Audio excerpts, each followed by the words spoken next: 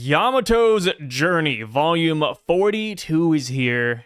We're looking over Wano at Odin's Shrine. Is this it? Mm-hmm. Is this the end of the cover page story, or is there going to be more?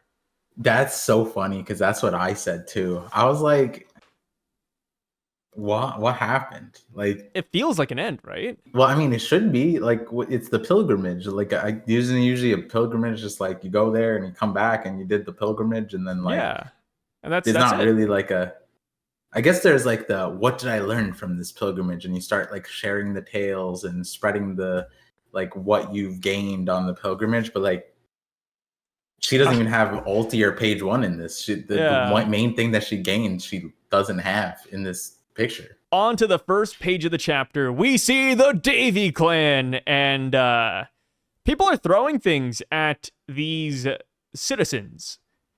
One of the Celestial Dragons says, are they Buccaneers too? Do you think, Par, that the Davy clan is filled with Buccaneers, or at least do you think those two people are Buccaneers too? I could see that these two are Buccaneers. Like, that's plausible, but like, I feel like because they asked, are they Buccaneers too? It's kind of, I feel like that separates it to me because they know us. First of all, the Davy clan hadn't been seen for 800 years. So like whatever they knew about the Davy clan, they surely like, it seems like they know the Davy clan and they know why they hate the Davy clan. Like whatever they know about the Davy clan is locked in stone, like basically for 800 years. And obviously things could have changed, but in the essence of like the original Davy clan, I think it was separate from the Buccaneers. They're asking because it's basically like, wait, these guys, are they two in one bird? Like, is this like for real right now? Like, it's kind of like that. But then, you know, on the other side too, I'm just like, you know, they also, the Buccaneers have like a specific body shape too. So it's like, we're seeing the Davy clan like teach Rocks. Like Rocks, like he could be like a hybrid Buccaneer maybe, but like he's just super strong looking and then like top heavy also. But like this Robin mom looking girl, like if she ends up being Buccaneer, then I'm like, what? Then Robin We're just Buccaneer? passing it out.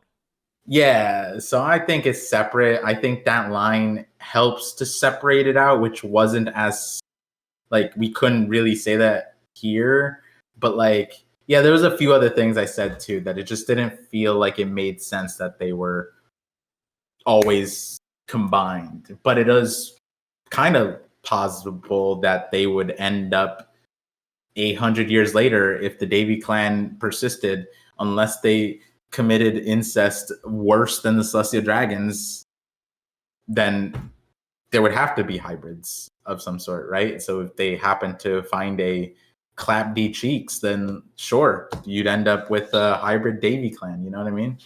Yeah. And also, like, you know, when you think about the world of One Piece, it's like, man, unless sailors come by and plant their seed, you're kind of cooked because you would have to, like, look at your neighbor a little bit funny. You're like, do I go with my neighbor? But that's also my cousin. I don't know. I don't know what I do. You would and know about what's funny is that you didn't read the spoilers, but there was a little bit of a storm going on. It ceased really quickly, but the first leaker who talked about the chapter, and I don't think they did this out of like ill intent. I also names. Damn, you know, you're protecting. No, I'm just, you know, just being nice. I don't think they meant anything by it, and I think they worked with what they had in front of them, which is possibly no images, possibly just really bad translations because they just got the chapter, but they took that line as confirmation that the entire Davy clan is filled with Buccaneers. So before we had anything, you know, people were like, "Oh yeah, all the Davy clan are Buccaneers. That's it." Yeah, and then which leads to like, you know, Blackbeard being a Buccaneer and etc. But it's like, and then, you know, like after a couple of hours, they dropped a clarification saying, "Wait a minute, this didn't come from anybody substantial. It's just like, it seems like just a remark that a random CD had." Which is why, you know, which is why I'm just like, yeah, like, they clarified it, so they wanted to clear up the confusion. And apparently the other leaker was I didn't confirm this one, but apparently they were kind of like laughing at the brief spoilers because they knew that it was like a bad, not bad take, but like a badly translated line, I guess. But yeah, that's an interesting look at it. Like it's not a reliable narrator. I don't know if I even looked at that part. I was just like, hey, like the Celestial Dragons, like they have some form of history of 800 years ago, like Shal Rio or whatever was like, who's Anika or no, what's Void Century, right? Like, so they have some construct of what that time period was, which is linked to, they were like, yo, Davy Clan hasn't existed for 800 years. So I was just like, from that angle, if they're questioning it, then that doesn't make sense for them. They would already know that they are Buccaneers. If it was like a original thing, it'd be something that they wouldn't be like surprised about. You know? Like for me, I take it as an unreliable narrator, because the way I view it is like, I have a long running joke with you, which you don't really like the joke that much, which is fine.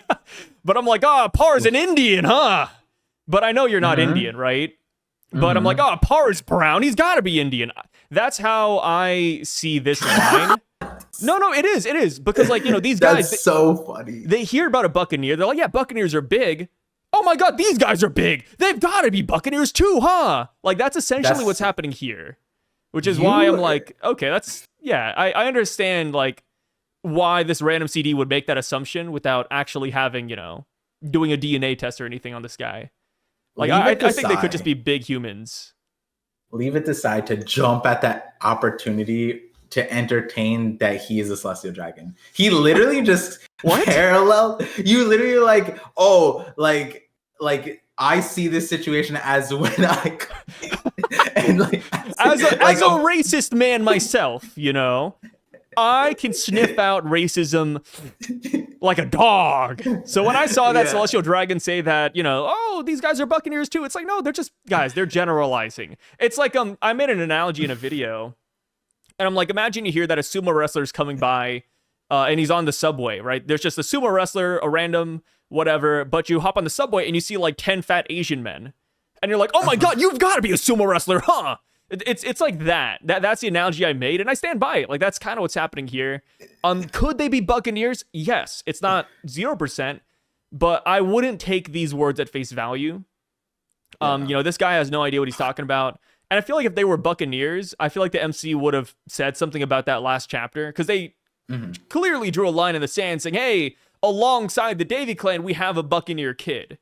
Why not just say, hey, like, some of these Davy clansmen are Buccaneers too, extra points, blah, blah. But they didn't do that. I think one way or the other, it ends up lining up where this line would be awkward if they were. Like, one way or the other, it's kind of just weird if that was the case, right? Like, reliable, unreliable, knowledgeable, not knowledgeable. It's just like, well, if they were, then they should already know. And if, like, why, like, this guy doesn't know the Davy clan, so why would they, right? Like, it's kind of funky. But then the other part that I'm still wondering is, and this, like, there's no other way to say it. It grinded my gears when they were like, when he goes, this is quite the find, Garling. And then Garling goes, I can only credit fate for it. I was like, no, credit somebody. Tell me who. No, dude. I can only credit fate, brother. That's such a banger line. I love that line. I can only credit fate. I'm not gonna. That was so hard when I read it. I was like, whoa. I remember I was reading on my computer. I had to put the mouse down. I said, woo. It's been fire over here, brother. I can only credit fate.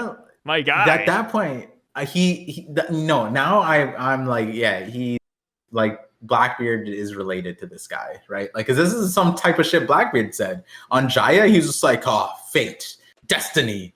Like, that's what he said to Shiryu too, right? And I'm like, well, he might as well just be related now. But like, now I'm also looking at it like, maybe these guys aren't Davy clan. How do we know? He just might have just guessed and just like lied, and like maybe he got like 2 out of the 4 or 6 or whatever.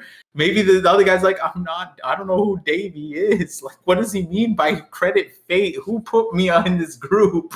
like I just want to know how they figured it out. And like, people bring it up. It's like when they figured out Clap and Kuma, they just got a blood test. but like, what did they do here? Are they like we've seen Blackbeard bleed? I'm just like, are they bleeding purple? Like, how do they know that they're Davy, right? Like, because that's another acknowledgement of the thing. They're saying, are they Buccaneers too? Because they're looking at the two big guys and they know the description of a Buccaneer and like, yo, that's Buccaneer. But how do they know the Davy part?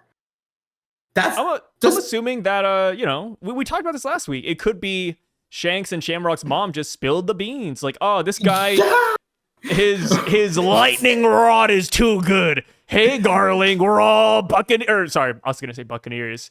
We're all Davy clansmen. You should join. Yeah, and then because Garling is charismatic, man.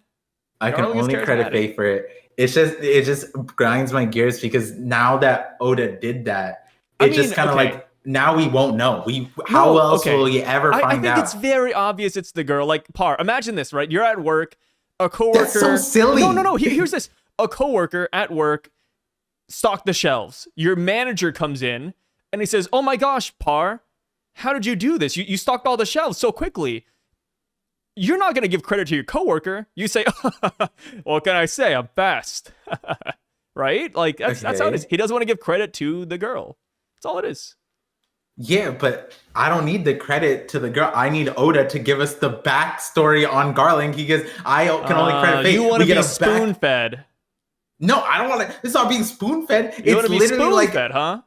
No, because when we have kid law having more discretion about his name, and the only reason why he gave it up was because he was just like, yo, fuck, I'm about to die anyways. I'm going to shoot up the Doflamingo family anyways. That was the kind of where he was like, you know what? Tell these two garbage ass kids my name. Who gives a shit, right? That's where law was at. Why would like these, like, I want to know. You know what? That's another way we get it from, right? We get it from this Robin looking lady, these big guys like, damn, I really shouldn't have told that pointy headed Dooncoon my real name. Like, did they just maybe that's where we get the flashback, like where they have like deep regret for disclosing their name to the person, right? Or maybe like, I'm gonna be honest, I don't think we're gonna get it. No, we're gonna get it. I think we're just gonna assume it's Shanks. Oda did it with water, Sai. We have not touched water for 500 chapters. Oda had that in the middle of the law flashback, and now we're in the Davy flashback. Sure as hell, looking back at how they hid in the shadows. That's the entire story about the Davy. No, I think okay, wait. We will learn about more Davy clans stuff in the lore, but what I'm saying is that we're not going to learn about how Garling found out. That's so silly, bro.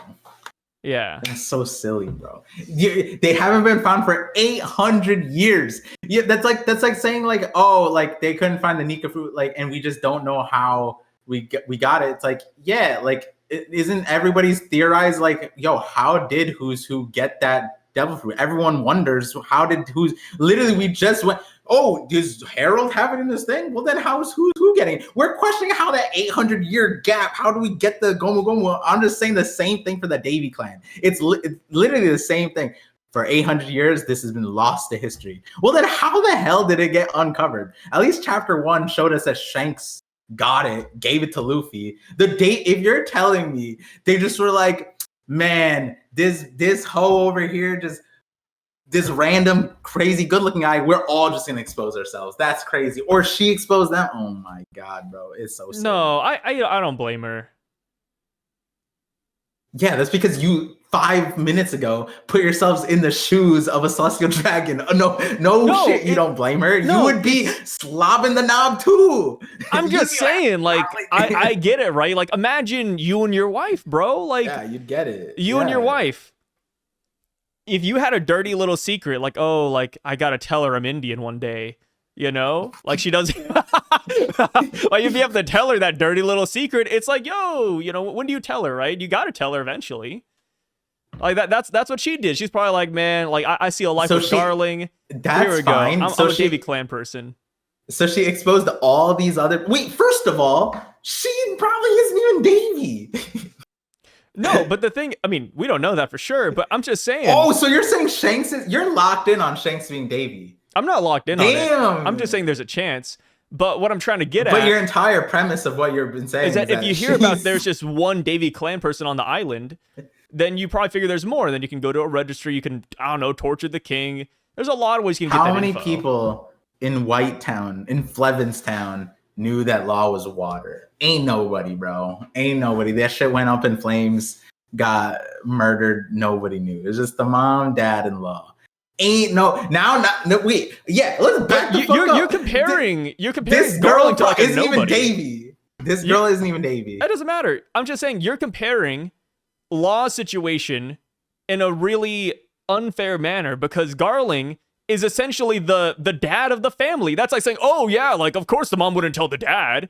It's like, no, dude, Garling's literally the father of those kids. Yeah, but now of course she's gonna tell. Of course now she's gonna tell the dirty secrets of the island. No, she's not even Davy. It's like some random family exposing law in the situation. It's like, who the fuck is this? Yeah, I mean, okay, to be fair, we don't know. We don't know what the island shares or what they don't share. Like for Flevinstown, you know, they're over here just chilling. A lot of just randos there. But God Valley, that's like the homeland of the Davies. And it's like, well, if like 80%, well, okay, maybe not 80%, but if there's a lot of Davy clansmen over there, if that's like your most kept island secret, then yeah, like I'm sure everybody on the island knows for the most part. I wonder. The age-old question, right? If Rox is Davy and Blackbeard's mom is Davy, doesn't that make them cousins at least? Well, Blackbeard's mom isn't Davy. Well, she's in the group. I'm assuming that's because their son is there. Why the celestial dragons are the fake? Let's scroll down real quick to how much they give a fuck about parents and kids. Wait, bro. You think Blackbeard's mom is Davy has clan? The kid in the tree dangling? Wait. You think Blackbeard's mom is Davy clan? Well, isn't she? She's up there saying, "Behold the Davy clan." I'm assuming, yeah. Oh, I've never heard anybody say that. Wait, really? Yeah, she's up there. I've never heard anybody say that. I'm gonna be dead honest. Yeah. So wait, so people think that she's just there because it's Blackbeard's mom. Yeah. See, last chapter I was like, wait, is the mom also Davy clan? But now that they say behold the Davy clan and they have presumably the Davy clan, I'm assuming she's also Davy clan. Which wouldn't be as crazy because then it's like, you know, Portgas D Rouge and Gold D Roger, they both have the D in there, so we don't know the thing there. Are they cousins? I don't know, but like they both have the D in there. So is it the same thing there? Roger and like Blackbeard's both parents are both Davy, you know, like just like Ace's parents are both D clan. Like that would be kind of the conundrum, but like I just figured, behold the Davy clan. Oh, except for this one, because isn't the whole point they're announcing the people with the high points? Like it would be odd if they were just like, hey, behold the Davy clan, they're 10,000 points. Oh, we forgot to mention she's worth 1. Like they didn't, like, you know what I mean? Like, she could be a super rare rabbit just because she gave birth to him. They don't give a fuck about all that shit. Hey, I don't know, man. Hey, I never played one of these games before, brother. Way to start distancing yourself from the Celestial Dragons at the worst time. I'm gonna be honest, Par. I haven't partaken in the the rabbit hunting tournament before. Sign the type of dude. Oh, I'm not one of the Celestial Dragons that go to God Valley. I just bet on it from Marijois. Like I just watch it on the big screen back home. Like I'm actually so curious to see how many people have this same take. I'm gonna hold a poll like as we speak. Damn, really? Like I feel like you say behold the Davy. I have no idea. And then it's like it'd be odd if I'd be upset if I was a participant and they go behold Davy and I killed Blackbeard's mom and they're like 1 point. I'd be like, what was the point of the announcement? You didn't tell me she was 1 point. But that goes to the other thing. Like now we know, like, oh, they just have to have like photographic memory. That's how they track who the Davy clan is. They're just like, hey, look, remember their eyes. These are the ones worth 10,000 points. And then they move on, right? Because it's like I was joking. I was like, man, they should have like God Valleys or cleansing events after Vegapunk would have been so hard because I would have commissioned a Pokedex 100% for the slaves. Huh. Yeah. Do you think man, I really wish these celestial dragons were more high tech. Like Vegapunk They are. The slave ship is super high tech. No, what I mean is like they should have designed this like laser tag. Like Vegapunk should have given like laser guns or something. So like when you zap somebody, like you could see like the point system on your gun. Or at least like I'm not saying that this chapter needs to be more heinous, but like Oda could have referenced like World War II and just like put numbers on them. They had 2 weeks. That's kind of crazy. It would have been like easy if they just said that the Davy is just the single digits, right? If the points are just the single digits, isn't that hey, the 10,000 points are the lowest numbers, and then everyone else is like, if you could get 100 and the 105th slave, woohoo, you got 105 points, right? Like I feel like that's they had 2 weeks of prep. Come on, that's like the bare. That's like that's not even trying hard. I feel like we did that in middle school. We did shit like that, right? Track meets, numbers. Marathon runners have numbers too. I could see that, yeah. Like, oh my god, here comes number 5! Something like that. Yeah, exactly. Imagine, dude, it'd be so funny if like celestial dragons, instead of technology, they just use slaves. I was about to say, like, imagine if they just had like a drone flying above, just watching the tournament to like broadcast it to celestial dragons Marie Joie. But there's not like an actual drone because they don't believe in technology. It's just like a slave being propelled in the sky with balloons. I was thinking you were gonna go a different direction, but my version of that was I don't know how many slaves are here, right? Like, is this all the slaves of Meridra? Because it'd be hilarious if we went back, like these are all the slaves, or most of them, and we go back to Meridra, and like all those manual parts that they were like turning, we find out that there's like a switch that just turns it on. This is an electric version. They just never use it and just force the slaves to move it. But then when the cleansing event happens, they just, all right, we're in emergency mode. All the slaves are gone. We're out hunting them for game, It's kind of fun. Yeah, and then like a slave survives. Their entertainment comes back. You gotta admit, it's kind of ingenious in a way. All right, you just distance yourself and then you put yourself. Okay, maybe not. Okay, ingenious isn't the right way to put it. It's very unique. Like think about it, right? Like it's the world of One Piece. You think about like plundering pirates or a Coliseum like Dressrosa. Like that would be big, right? Coliseum. Maybe like ask Vegapunk for like an Xbox, or they have TVs. I don't know, like watch some TV, some telenovelas. Like, no, these guys jumped all the way to like the Hunger Games in a sense. It's Beast like, damn, games. The Beast Games. Like it's kind of crazy. The Beast 2.0, as some would call him. The new DLC Beast. What do they call him? Mr. Beast 3000 or something? Something like that. That's like the he on version some of new him. shit though. Yeah. His clone took over, bro. It's the clone beast. So this big ass David. Something's wrong with you. This big David in the bottom right corner, he has a straw hat on. I think that's pretty cool. I think that's a nice call in to How do you know it's a straw potentially hat? Knowing. It could be like a florist hat for all I know. It could be just anything, to be honest. It could be like steel wool for all I care. But he has something on his head. Could be a bell. Could be a bell, yes. But I think it's a straw hat, right? I think it's cool because like every special tribe or race so far has had some knowledge of Nika. Yeah. And this could be hinting that they, of course, know something, which I think is pretty obvious because of rocks. He knows so much about Emu, potentially. He knows about the devil fruit, so I think it could have been explained there. Just like, this Davy clan, they just got a lot of knowledge. I do wonder what the Celestial Dragons learn in school. Like, what is the narrative spun around the Davy clan? Like, what do you think they did all those years ago to deserve this much ire? And was it deserved? I don't think it's deserved. First of all, second, that's a crazy question. Is this ire deserved? Watching them get hunted down. Okay, but what if we learn? No. Par. Hear me out. What if we learn something heinous about these guys? Like, what if the special thing about every Davy Klansman is that they're known for blowing up other cities? Like, the minute they step foot in another city, they just explode and kill everybody on the island. And they do it maliciously.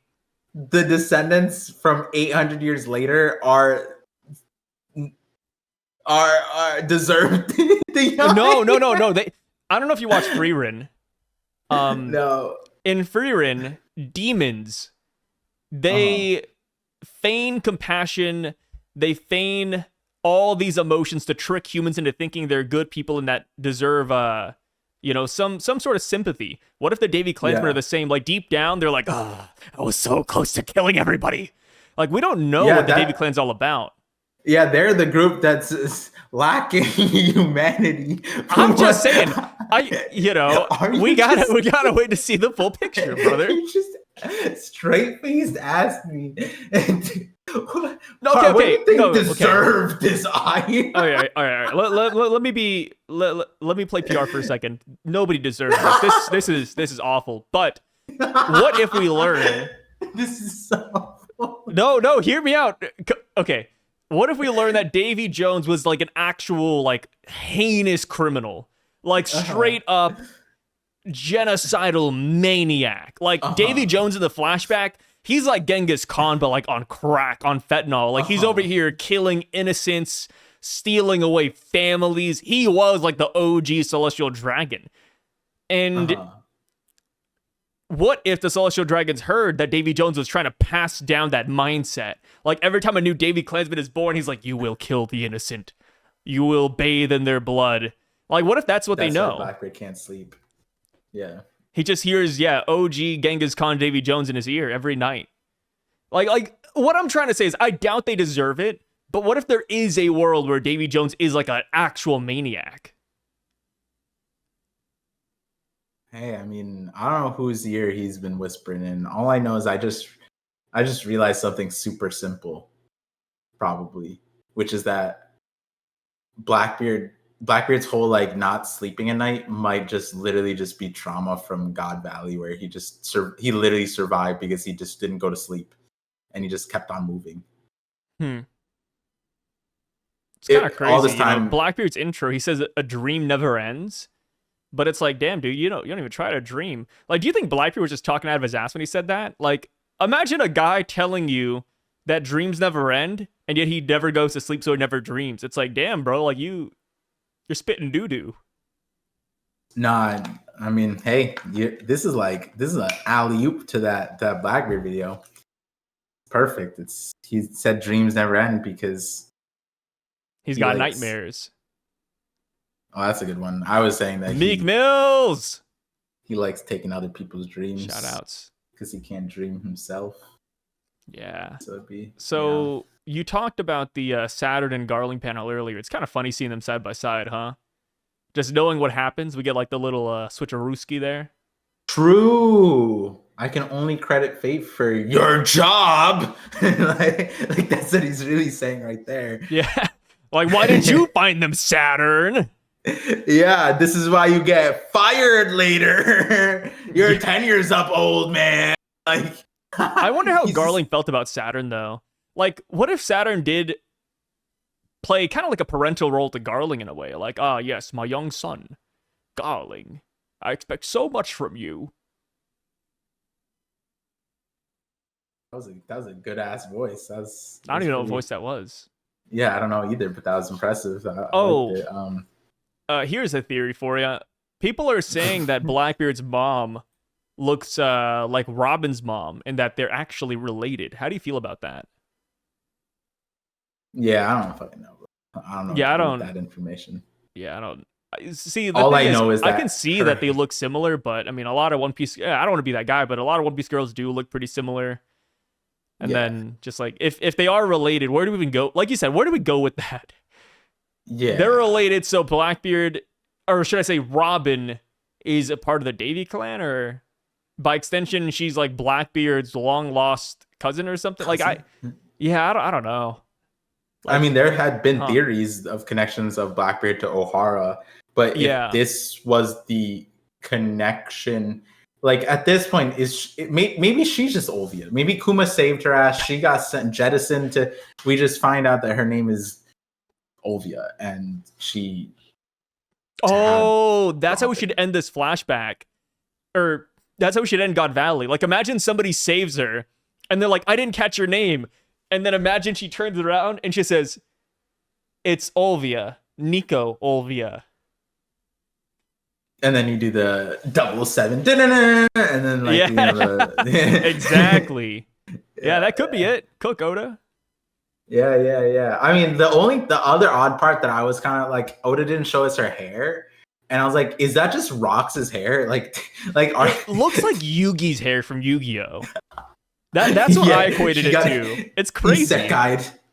She got isekai. She's Pegasus' sister. I like to imagine not even Oda knew what to do with their hair, and that's why he cut it off. He was like, "Well, I started it. I don't know how to finish this. I'm good. Yeah, I'll save that for next week." Hey, at least Oda did know what to do with that severed baby arm necklace that people were theorizing about around Blackbeard's neck, which clearly there's no one behind Blackbeard, right? So that theory's gone. We don't know for sure yet. Shut the fuck up. No, we don't know. We don't know. Wait, hey, I gotta play devil's advocate, just like Davy Jones and the Davy clan. I gotta play devil's advocate. We do not know if there's somebody behind Blackbeard. There could be like a little baby just holding on to his neck, and the reason we don't see him is because Nico Olvia over here is covering him up. Did you ever hold that poll? Which was the best theory? No, I didn't hold it. If I hold that poll, I'll lose so much face par. Wait! I wouldn't be able to walk out in public ever again. Oh, I have to bring up a super chat. Okay, I'm so sorry. We have to derail this. Someone super chatted in the stream. This is the most, I forget when in the stream I read it. Hold on, I could just pull up my Streamlabs. Let me just read this verbatim.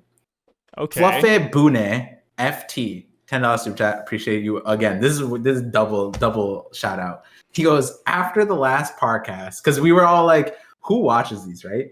Yeah. He goes, after the last podcast, I had to tell y'all that I do brain surgeries on monkeys for research, and I listened to the podcast. And you two are the best monkeys I know.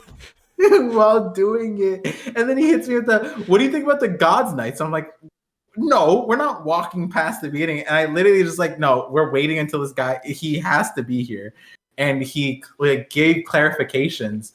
I was like, please don't tell me. Like, I was wondering if it was like brain surgery where how like human brain surgery, the humans are awake. Yeah. So like I'm like, please don't, like, I would prefer if the monkeys were not like conscious of our conversations, because I don't want to have it like a Planet of the Apes and then me and Saigat are like, hey, I've been listening to you. They made me listen to you.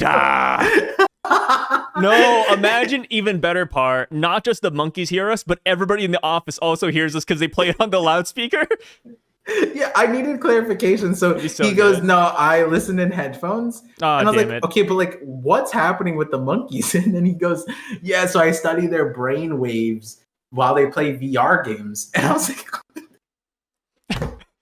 yeah. If you really wanted to lobotomize those monkeys for research, just put on the Parcast out loud. That'll cook them real hard. I had to bring that up. I just I forget what sparked it, but I just did not believe it. And funny enough, I was like, I have to tell my wife won't believe this, but my wife tuned in at the exact moment. She's like, what did that person just say? You hear that, guys? We have top tier researchers listening to the Parcast while performing surgeries.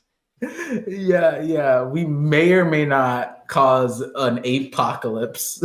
One day they'll break free, and the first media they'll hear is the researcher's headphone. They'll put it in, and then it's just me and you going ape shit about racism. Like, hey, I have to play devil's advocate. Like, the monkeys are so good.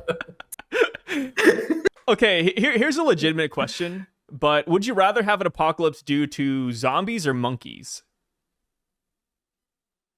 Monkeys, and you're I alive think. still. You're alive still, so you have to like fight the threat. Shit, no. Okay, I think. Wait, zombies, but I'm alive. Oh, okay. Yeah. You can try to survive. I'd pick zombies because like I heard like when they decompose, they decompose pretty quickly, especially without like intaking any substance, and then of course like no blood flow, so they die really fast. Apparently, like The Walking Dead should have been over naturally like years ago. Yeah, one of my friends just sent me a video where some guy had his glasses stolen from him, and it was like a long ass video. So I started skipping. No, if the person that ends up listening to it, yeah, I skipped through the video. My bad. But I skipped to the end. The guy's still trying to get his glasses. It started with one monkey or a zombie. Yeah, a monkey. Like a monkey took his glasses, and he needed the glasses. And so then by the end of it, there were two monkeys. And the guy was just like, brother, please, can I have my glasses back? So the monkey with the glasses bends over, and the other monkey starts. And the comments were just like, that was its way to tell you that it wasn't a brother, it was a sister. And I was like, yeah, that came into my mind when you said, would you rather have an ape apocalypse or a zombie apocalypse? It's like, the apes would just be going ape shit, honestly. Like, they'd be mocking us. They're kind of tanky too. Yeah. Like, how many men do you think it would take to take down a silverback gorilla?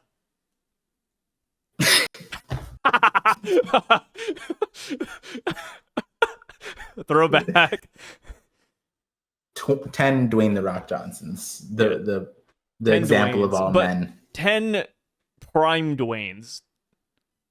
Oh, you're one of those. You saw his recent thing and you're like, oh my God, Dwayne has cancer. Weren't you? No, he doesn't have cancer. He just lost 80 pounds for his role in the Smashing Machine. Oh, is that what it? I just saw the thing where people were like, "Oh my God, he's dying." No, other people were like, "No, he's just for the off role. Steroids." And then Sai comes in. No, he was never on steroids. He just doesn't know what in and out is. No, I follow The Rock. He's just changing up his diets because he has to fit into a certain role in an upcoming movie, which apparently it's getting praise across the board. So maybe I'll go watch it. Back to the chapter. It's time to introduce the favorites for the individual competition.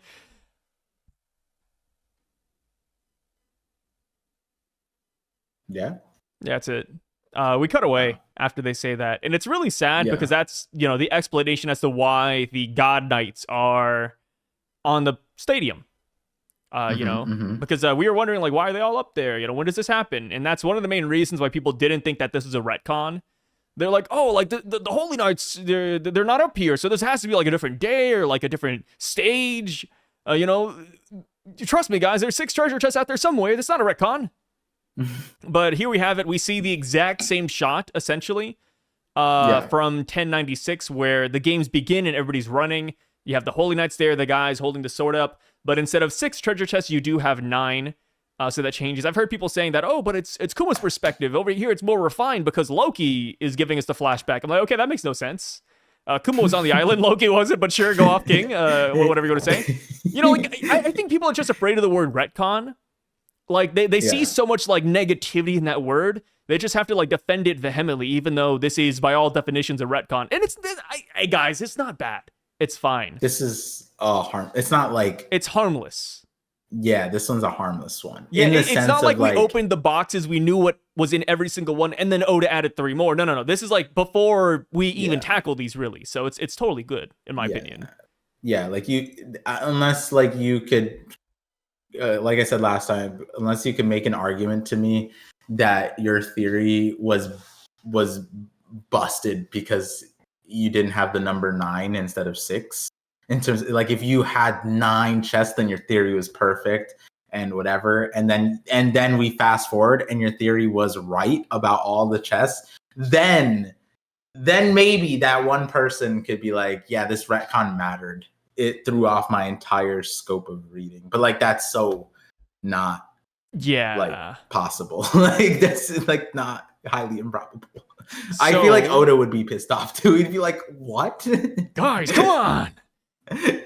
Yeah, that'd be a funny one. So while this is all happening, while they're giving off the amazing introductions, which I care more about than this next scene, we see Dragon talking to Shanks's mom. What? Okay, I'm so for real about that, brother. We could have had all the God Knights here introduced one by one, but instead we have to see Shanks's mom die. But anyways, we don't see her die. Oh, you're joking. Yeah. Like, no, I mean, we don't know what she looks like. Oda could put a blob on the screen and be like, "Yep, that's Shanks' mom." Haha. Like, yeah, we don't see her face. If we saw her face, I'd be like, okay, equal trade-off. But they're still hiding it, man. Yeah, people are saying that she has a clown nose. I'm with that. That's a cool one. But like, why? Because then where's Buggy? Buggy's the same age as Shanks, right? Like, so then does she just have another kid by another person that she gave birth simultaneously? Like, what happened here, guys? Maybe she's like Pennywise. Like, she gave birth to Shanks and Shamrock naturally, but then now that she's dying, Buggy pops out of her stomach after she fades out of existence. Surely, there's no way that Dragon wouldn't like be like, the fuck is wrong with it? Just make some like, I don't know. Yeah, I guess because he's like, if I saw someone with a clone nose, I'd say something about it. Yeah. I'm sorry, guys. If you're telling me that if Oda did the cinematic slow, her face slowly turns the thing, and there's the bulbous red nose as a reveal. like, I get it. It is One Piece, but like, that's another one of those things. I don't know what to do with that. What do you want me to do with that information? It's just one of those reveals where it's like, what the. Like, Kozuki Moria, right? People think that's one of those reveals, like, oh, what do we do with this? But I was like, no. We know Moria's in this story. We know he's going to come back soon. It explains a lore that was already built up. Moria, that we could do things with that. Yeah. We could see how that plays into the future of the story because of the poneglyph knowledge. But as far as this goes, like, she turns around, clown nose. Okay. Shanks' mom is Buggy's what? Like, aunt or something? And Garling chose her of all the women. Yeah. Well, okay, wait a minute. Girls with we just find out that Garling sees Buggy's bounty poster and he just starts drooling. He's just like, oh. Somebody get Doc Q in the room right now. I need a sick fruit. Dude, you know what's... Oh, no. I was going to say, like, because Buggy's hair, Blackbeard's mom, like, when Buggy's, like, hair's all, like, in the ponytail or whatever, it is, like, frazzled out a little bit. So, like, maybe there's that way. But, like, it's the same thing with, the whole Robin-looking person. Like, at this point, I don't know. Is the face important for the Robin's mom or Shanks' mom? I don't know. Like, not Robin's mom, Blackbeard's mom. Like, we're just conflating them now. For Nico D. Teach. Davy D. Nico. It does feel weird. Like, it doesn't make sense. But, like, it feels like Blackbeard and Shanks, they're Oda's has put them on opposite sides throughout the entire time. And is it meaningful that Oda showed Blackbeard's mom's face but not Shanks's mom's face? Like, again, I don't know what to do with that, like, parallel or whatever we want to call that, right? Like, even that, like, I said it on stream that there's two routes. Either Oda, like, it didn't show us the face because he's hiding some major reveal and it connects to Lily and it's grandiose, meaningful thing that he just can't show us. Or he just doesn't want us to theorize about it, so he just left it out. And I was like, honestly, I'm at the point where I'm just going to choose that one because, like I don't know. Like, what am I supposed to do with it? I think got the back of her head. Oda is saving the Shanks mom face, not for the Buggy nose reveal. I think he's saving it for the the mother-son divine departure. You had me. You got me. I was like, the What? mother, son, what? Because I was also gonna say, like, Huh? the only person who has seen her face, like, that's alive is Dragon. And Garling. Yeah, but we're not gonna get it from Garling. We're gonna get it from Garling. No, Okay, which one is more plausible? Dragon gives us her face, or Garling does? Garling's probably gonna be like, oh, you mean wife 47? The only one that gave me offspring? Like, I don't know. I feel like, dude, Dragon remembers the people he's gonna saved. look at Shanks and Shamrock and he's gonna say, "Oh, you look just like your mother." No, they don't. They look like him. No, but they got her red hair, man. Come on. What are we talking about? Apparently all we got. We already know that from this. Yeah, but like that's the thing. Like face wise, like what if she looks like Garling?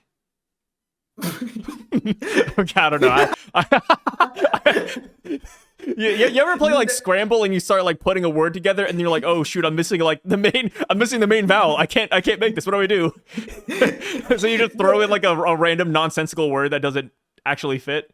That's me. I just want to point out that there's no road that we spoke of that ends well for Garling. Either he likes clowns or he's just like saw himself in the mirror and said, fuck yeah.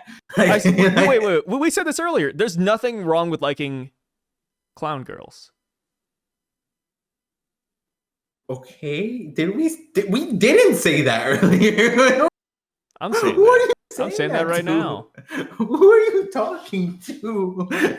The way the makeup fades a little bit over time, it's just that felt like a Deadpool breaking the fourth wall. Like you broke it so hard, and that I was like, wait, is he talking to somebody? Like, who's he talking to? So we're gonna go ahead and go on. You know, Par's rambling a little bit too much here. Par's rambling on. I do gotta ask, is she dead? Yes or no? Bro, it'd be like, what are we gonna do with her? Are we just gonna be like, oh, she was actually Port Gaz de Rouge too? Like, no. People are saying she could be the man marked by flames. My God, I thought you were gonna say something more tame, like she's Kid's mom. She could be Kid's mom. So she goes on and gives birth to Kid? There's Rockstar's mom? I don't know. There's like a handful of redheads. Come on, that are apparently I thought you'd have a better theory than that. No, I don't have a theory. Sorry to burst your bubble. There is no theory here. People are saying that Dragon shot her. I wouldn't put it past him. He's the world's worst criminal for a reason, right? He shot Garling's wife. Yeah. He apparently, the theory goes that Dragon shot her and he left, and that's why we see him running with the gun.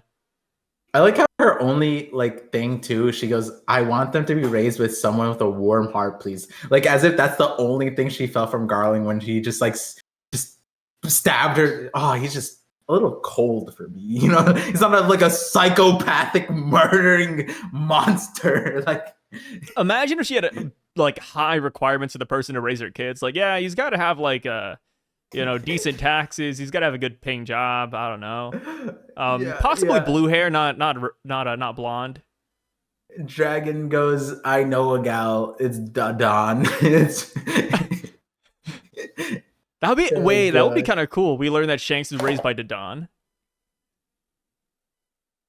Like after he's done with Roger, like maybe it's like a custodial thing, right? Like on weekends, Dodon gets him. Yeah. At first I was like, wait, when would that be? But then also I was like, yeah, there is that time period that's a little funky. Like we don't know what happened with Shanks. Yeah, like Shanks definitely had a farm simulator arc. He definitely had like a slice of life arc in his period of a piracy, right? Right after Roger's execution, like he definitely was just farming or something. Like Vinland Saga, straight up, just like what's the meaning of life type thing. Yeah, and then he gets a lot stronger because of that. That I'm not gonna lie, I love that trope. Not like the Vinland Saga. That's not the Vinland Saga trope. That's not what happened there.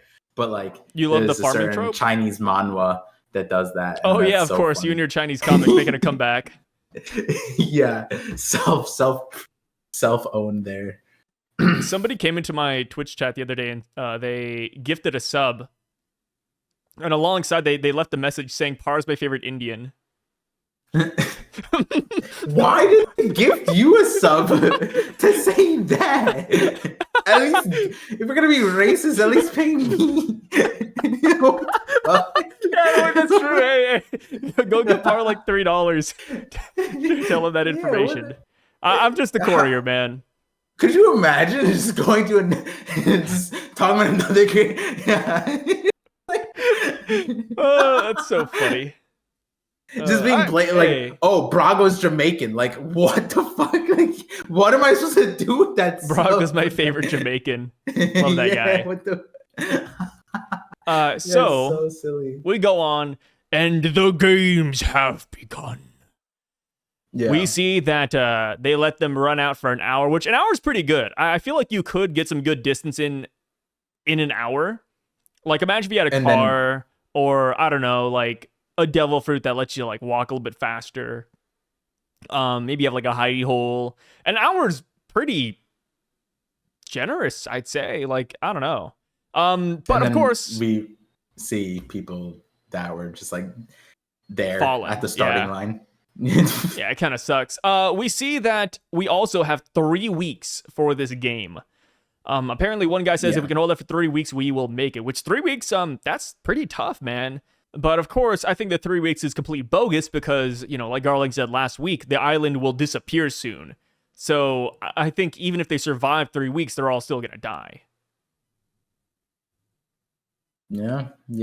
I'm so curious why. Like 3 weeks makes no sense. It's honestly embarrassing. And it gets more embarrassing the further we go down because it's like it's not emphasized yet, but like you said, Oda skipped the Knights of God, right? Because that's what they're kind of called in this chapter. Not Knights or Holy Knights, the Knights of God. Yeah, so we skip them and we go with the regular dudes, right? Like the regular bozos that it literally just looks like Oda sneezed on the thing and just like filled in squiggles and then made a celestial dragon because these are some abominations.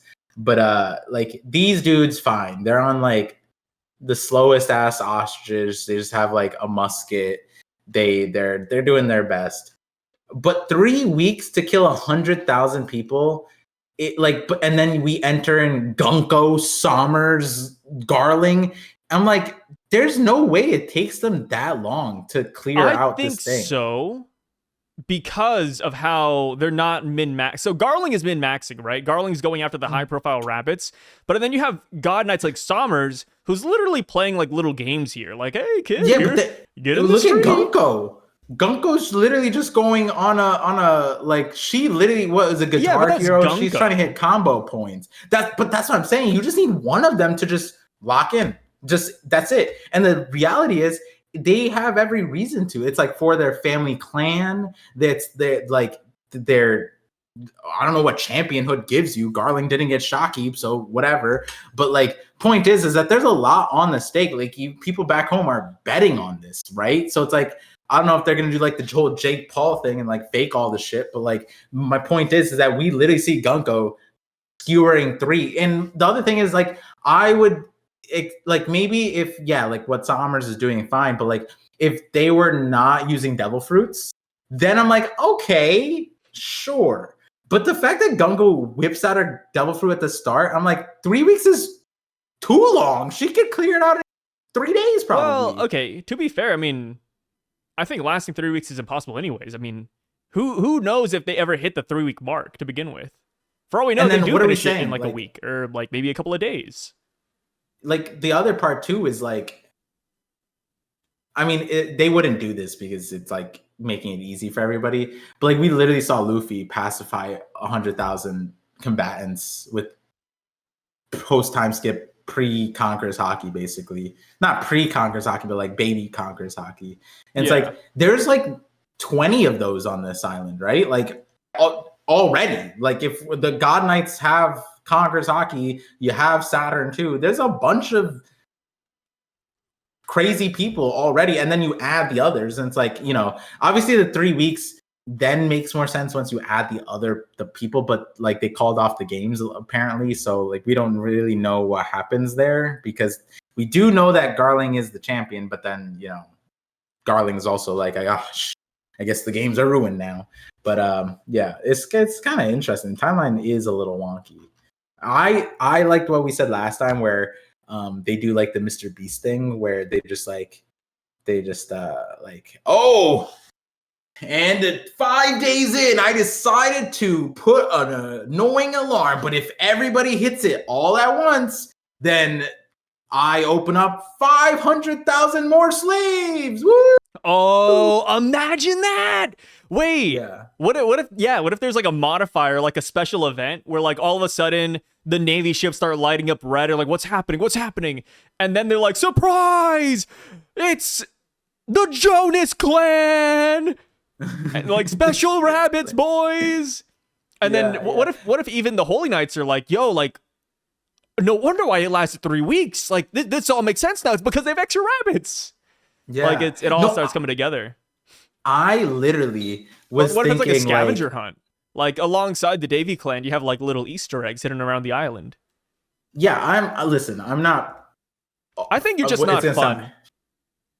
I'm saying I'm all for that. What do you mean? But I'm just not all for that. You know what I mean? Like, I'm not all for that, but I'm all for that. You know what I mean? Like, there's this difference in what I'm saying. But I did bring up the thing because what we find out a little bit later, or not a little bit later, it's basically in line with this, is that the Navy is on the island still. Like I was like, what? I thought they were running perimeter. You're telling me that not only did they pacify, enslave, and tranquilize the entire populace that they are now hunting, but they're also on the island to then witness it. And it's not just like one or two or a select few people who can keep a secret. It's just regular ass dudes. And then I'm like, wait, why don't the Holy Knights put points on the Navy?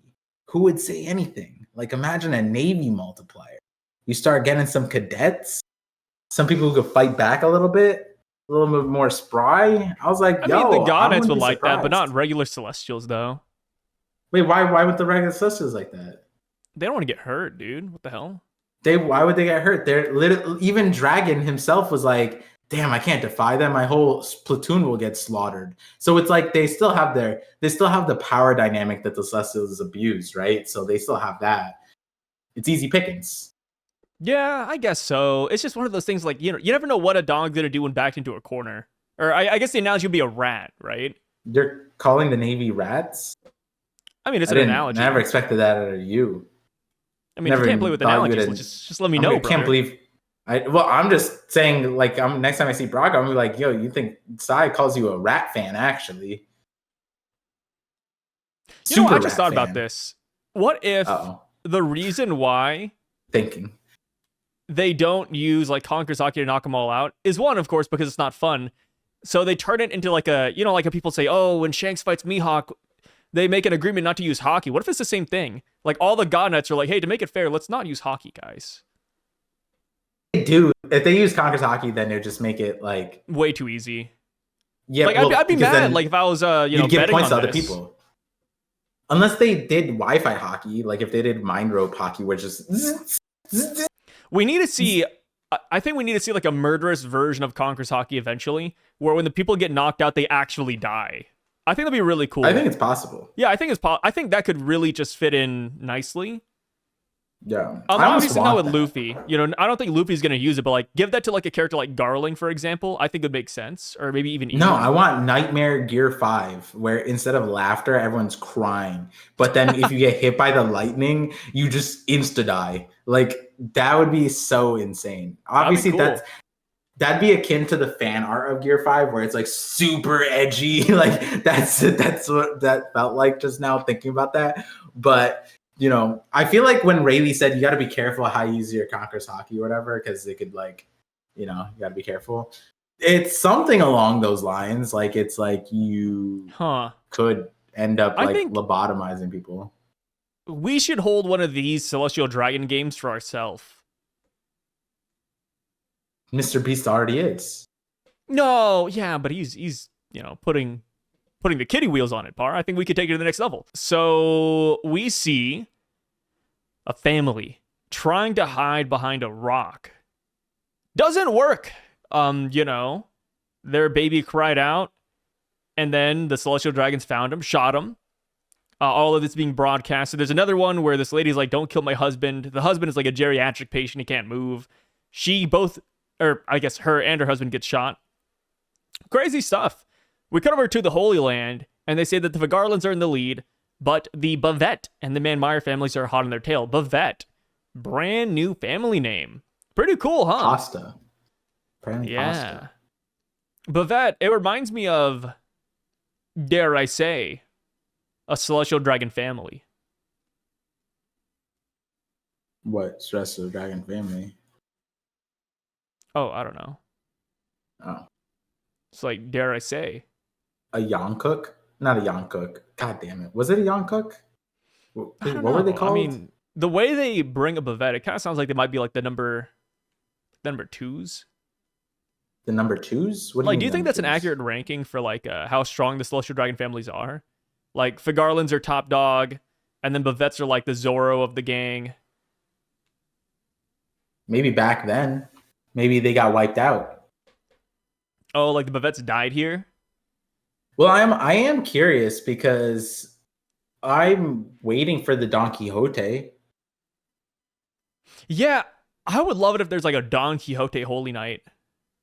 Yeah, like it'd be super easy. Just make him look like Doflamingo. He dies somehow. I don't know. Like, or maybe that's not easy. But or maybe make them. Maybe imagine if Homing is here and he's just gnarly. He's just absolutely slaughtering, murdering everything, and then we find out like one of the civilians that like ran the mob that killed his family was from God Valley, and Kuma saved them. Oh, and they remember Homing's face. God Valley is such a good spot to spin off so many side stories because of Kuma's save 500 people. Like, that is such a crazy thing that would have put in. They could honestly do a lot with. I'm not saying he's gonna do what I just said, but like, there's no point in doing what I just said. But like, that's how fun it can be. Is like. I don't know if I would describe God Valley as fun, Par. That's a little bit extreme, but yeah. Hey, I'm not the one putting myself in the shoes of playing devil's advocate with the devils. Like, I'm just saying. Yeah, no, I would love to see like repeat families. Like, yeah, give us the Don Quixotes. And like maybe we could even say that Doflamingo isn't from the main branch of Don Quixotes. Like, we know that Mjosgard was a thing. Maybe his son is here, and his son is like a freaking monster. Yeah, his son is like, like my family is disgraced. Homing left. Doflamingo's a warlord dog, and Mjosgard stuck up for scum. I will restore the Don Quixote lineage. Like, that'd be kind of sick, dude. And then Doflamingo fights him later because obviously Doflamingo doesn't like Celestials and he has Conqueror's Haki. Like, that'd be perfect. Doflamingo's like 40? How old is he? I forget how old Doflamingo is. You know how tragic it would be? He's above the age of like 41. 20. It's 41. Okay, so I was right. Good guess. Yeah. Nice, great guess. Great guess, Sai. I mean, I was right. You can't say I was wrong. Yeah. Yep. He's alive. I was right too. All right. Ooh. Yeah, you were. Can't say I was wrong. Good job. Yeah. And guess what, Par? As a friend, I'll give you your flowers. Jesus, man. Thank you. Yeah. So he's born 3 years before God Valley. You know how tragic it would have been if Homing chose to go to an island that ended up being cleansed? Like, that would be crazy. Oh, how many points? Fate works in mysterious ways. Yeah. Wait, how do you think they'd be worth more than Bucky? Like, imagine that. They were like, and for this event, we have 4 more celestial dragons. That'd be nuts. The insect lover, Don Quixote Homing. Yeah. Oh my God. Yo, that would actually be a funny ass like retcon. Welcome, celestial dragons to Dressrosa. Dude. Yeah, dude. That'd be so crazy. Yeah. Wow. I mean, Homie would be an easy one to kill, though. Yeah, he would have been easy, but Doflamingo?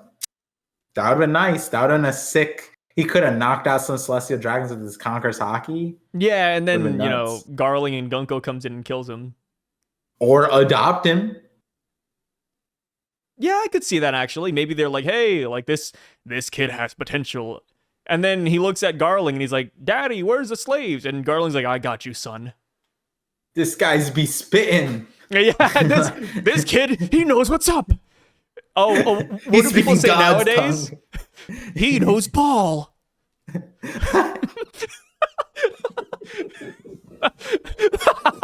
Fucking Twitter edit, bro. Like that's what that was. This guy knows Paul.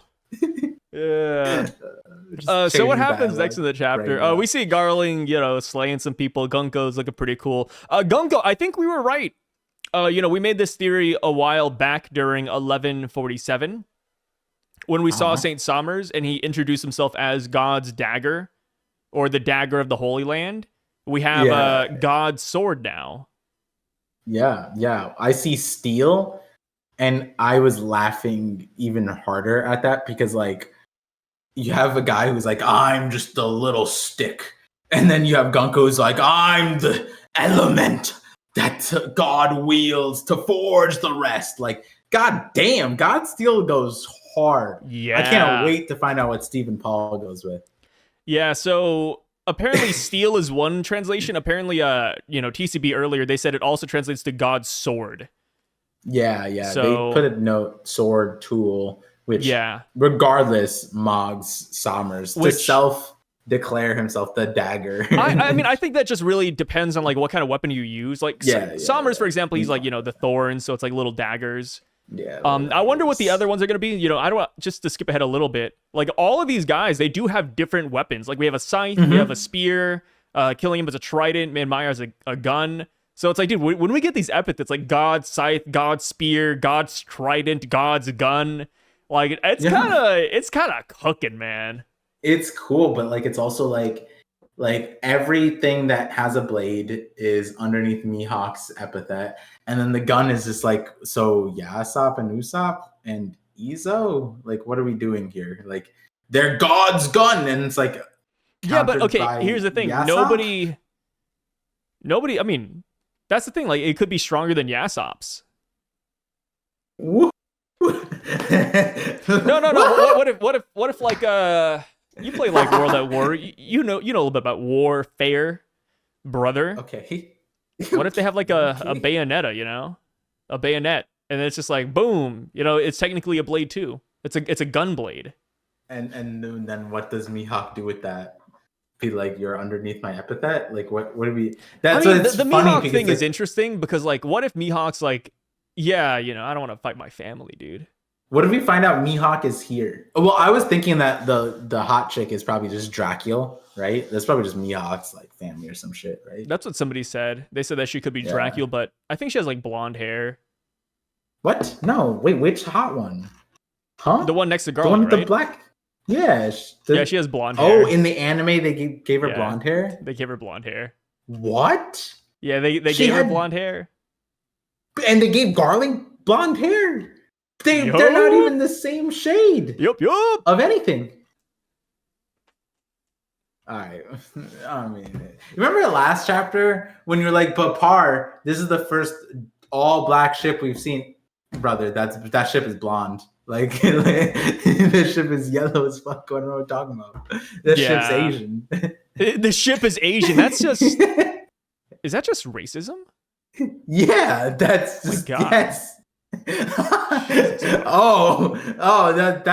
baseline racism isn't allowed, but like the gymnastic level of racism is where we go. You were saying some crazy shit earlier. I would never go that far. Man. Oh, my bad. The ship, my bad. My bad for segregating the ship. That ship would never go in Tom's yard. Yuck. It would never go in Tom's yard is crazy. Yeah, Tom wouldn't approve of this one. Gross. He'd be like, all ships are made. It's all about the flag except for that yellow ass one. Like, I mean, I will admit, if I was a shipwright, I would not make no ugly ass ships, dude. No ugly ass.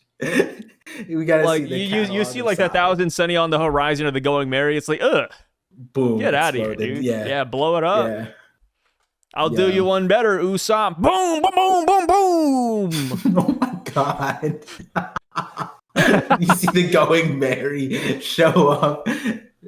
It's like, oh, you did that because my ship was breaking down, right? No, I did it because it was a fucking ugly. Like, It's an abomination.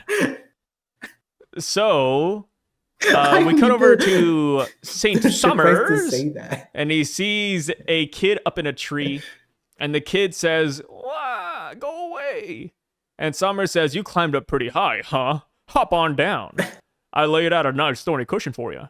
That sounds gross too. Like it sounds like that. This guy belongs at a Diddy party. That was my Johnny Bravo voice. Okay, well, no, I'm saying what he said, not how you said it. Johnny Bravo's okay. He wouldn't do that to kids. And then the dad runs in. He says, "Stop! That's my son!" The kid says, "Dad!" The guy says, "Don't worry, I'll catch you." And then they die. We hear the rustling of blood and thorns. And then Summers, I think Summers is being sarcastic. He says, "How touching." Yeah. Yeah. Or he could be touching. Like, we don't know where that hand goes. Also, do you think Summers is crying? Like, he's so moved by that parental love? Maybe, like, crocodile tears. Like, if we were to continue, he'd say, "What a bad day for rain," and he just, like, puts his glasses up. They were my best friends. I'm just a cog in the machine. And then we get the Summers backstory. He's like, "I always wanted a parent that loved me." Yeah. That's Summers' backstory. Yep. Yeah, and then we're all gonna sympathize with Summers and say, "Man, what a hero." Yeah, his dad is only liked winters. Yeah. Winters. It's a good one. So Dragon, he stumbles upon the scene and he's throwing up, huffing and puffing, and he's like, "Man, if I, do this, my platoon will be executed." I love the Marine that's like, yeah, everybody's here, guys. Roll call, perfect. And deep down he's like, "Man, where the hell is Dragon?" We see Dragon. He stumbles upon Ivankov and Kuma. Kuma's about to get shot. And I just have a question for you. But do you think that Kuma would have survived that shot? I said the same shit. He'd survive, right? I went through the whole full circle of this. I was like, wow, this is so beautiful because in a way, like Dragon was listening to them and was like, wow, they still have like spirit and hope. And then he goes on to become the Rev leader. And those guys join him after seeing like him in the newspaper. Wow, that guy's super inspiring. And it's like a full circle thing. Because like on God Valley, he's on the dark side and they help him flip, radicalize. Because had he not seen this scene where they were, he took action that risked his life, his platoon. This is the star moment for a pacifist person like him who's super queasy over blood and gore and all that stuff. He shot a Celestial Dragon, which is like crazy thing. And that was because of Kuma and Ivankov's presence. And it's like a full circle thing because Kuma and Ivankov give their life for Dragon. And then Dragon seemingly doesn't do the same in reverse later on. But besides the point, then I landed on, I was like, I could also look at this moment and be like, Dragon just like didn't do shit anyways, because like I really honestly don't see a scenario where the Celestial Dragon wins a fight against these three. Kuma alone, I feel like just eats him. Like we can't forget about how strong Buccaneers are. Like, yeah, I get it. Clap, he died to a single bullet, but Kuma would not. Like, the Buccaneer body is like a miracle, bro.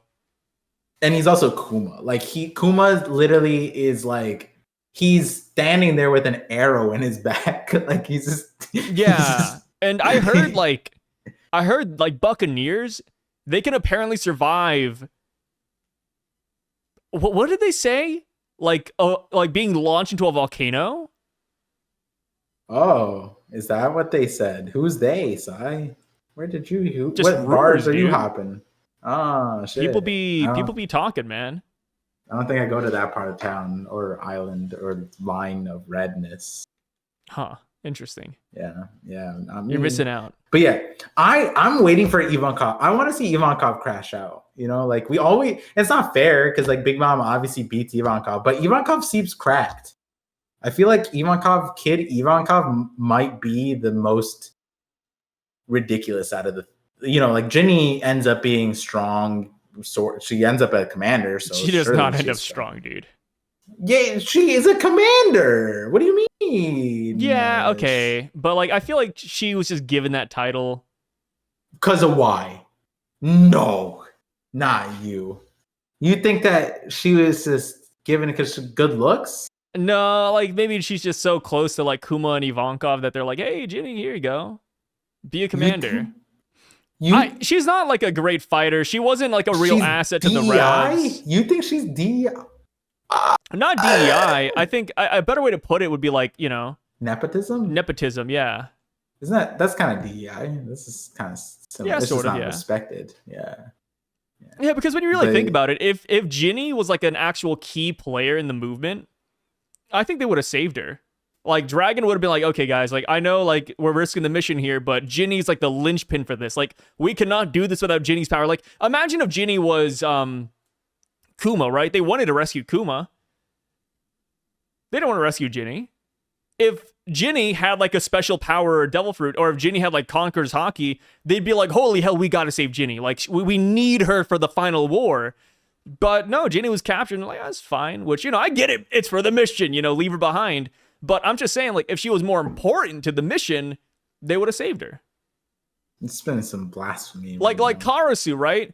Like, if Karasu gets captured, they're probably like, yo, we need Karasu, man. He's like our form of communication. Karasu's devil fruit is amazing. Like, we need this boy up here, man. Nobody's saying that for Ginny.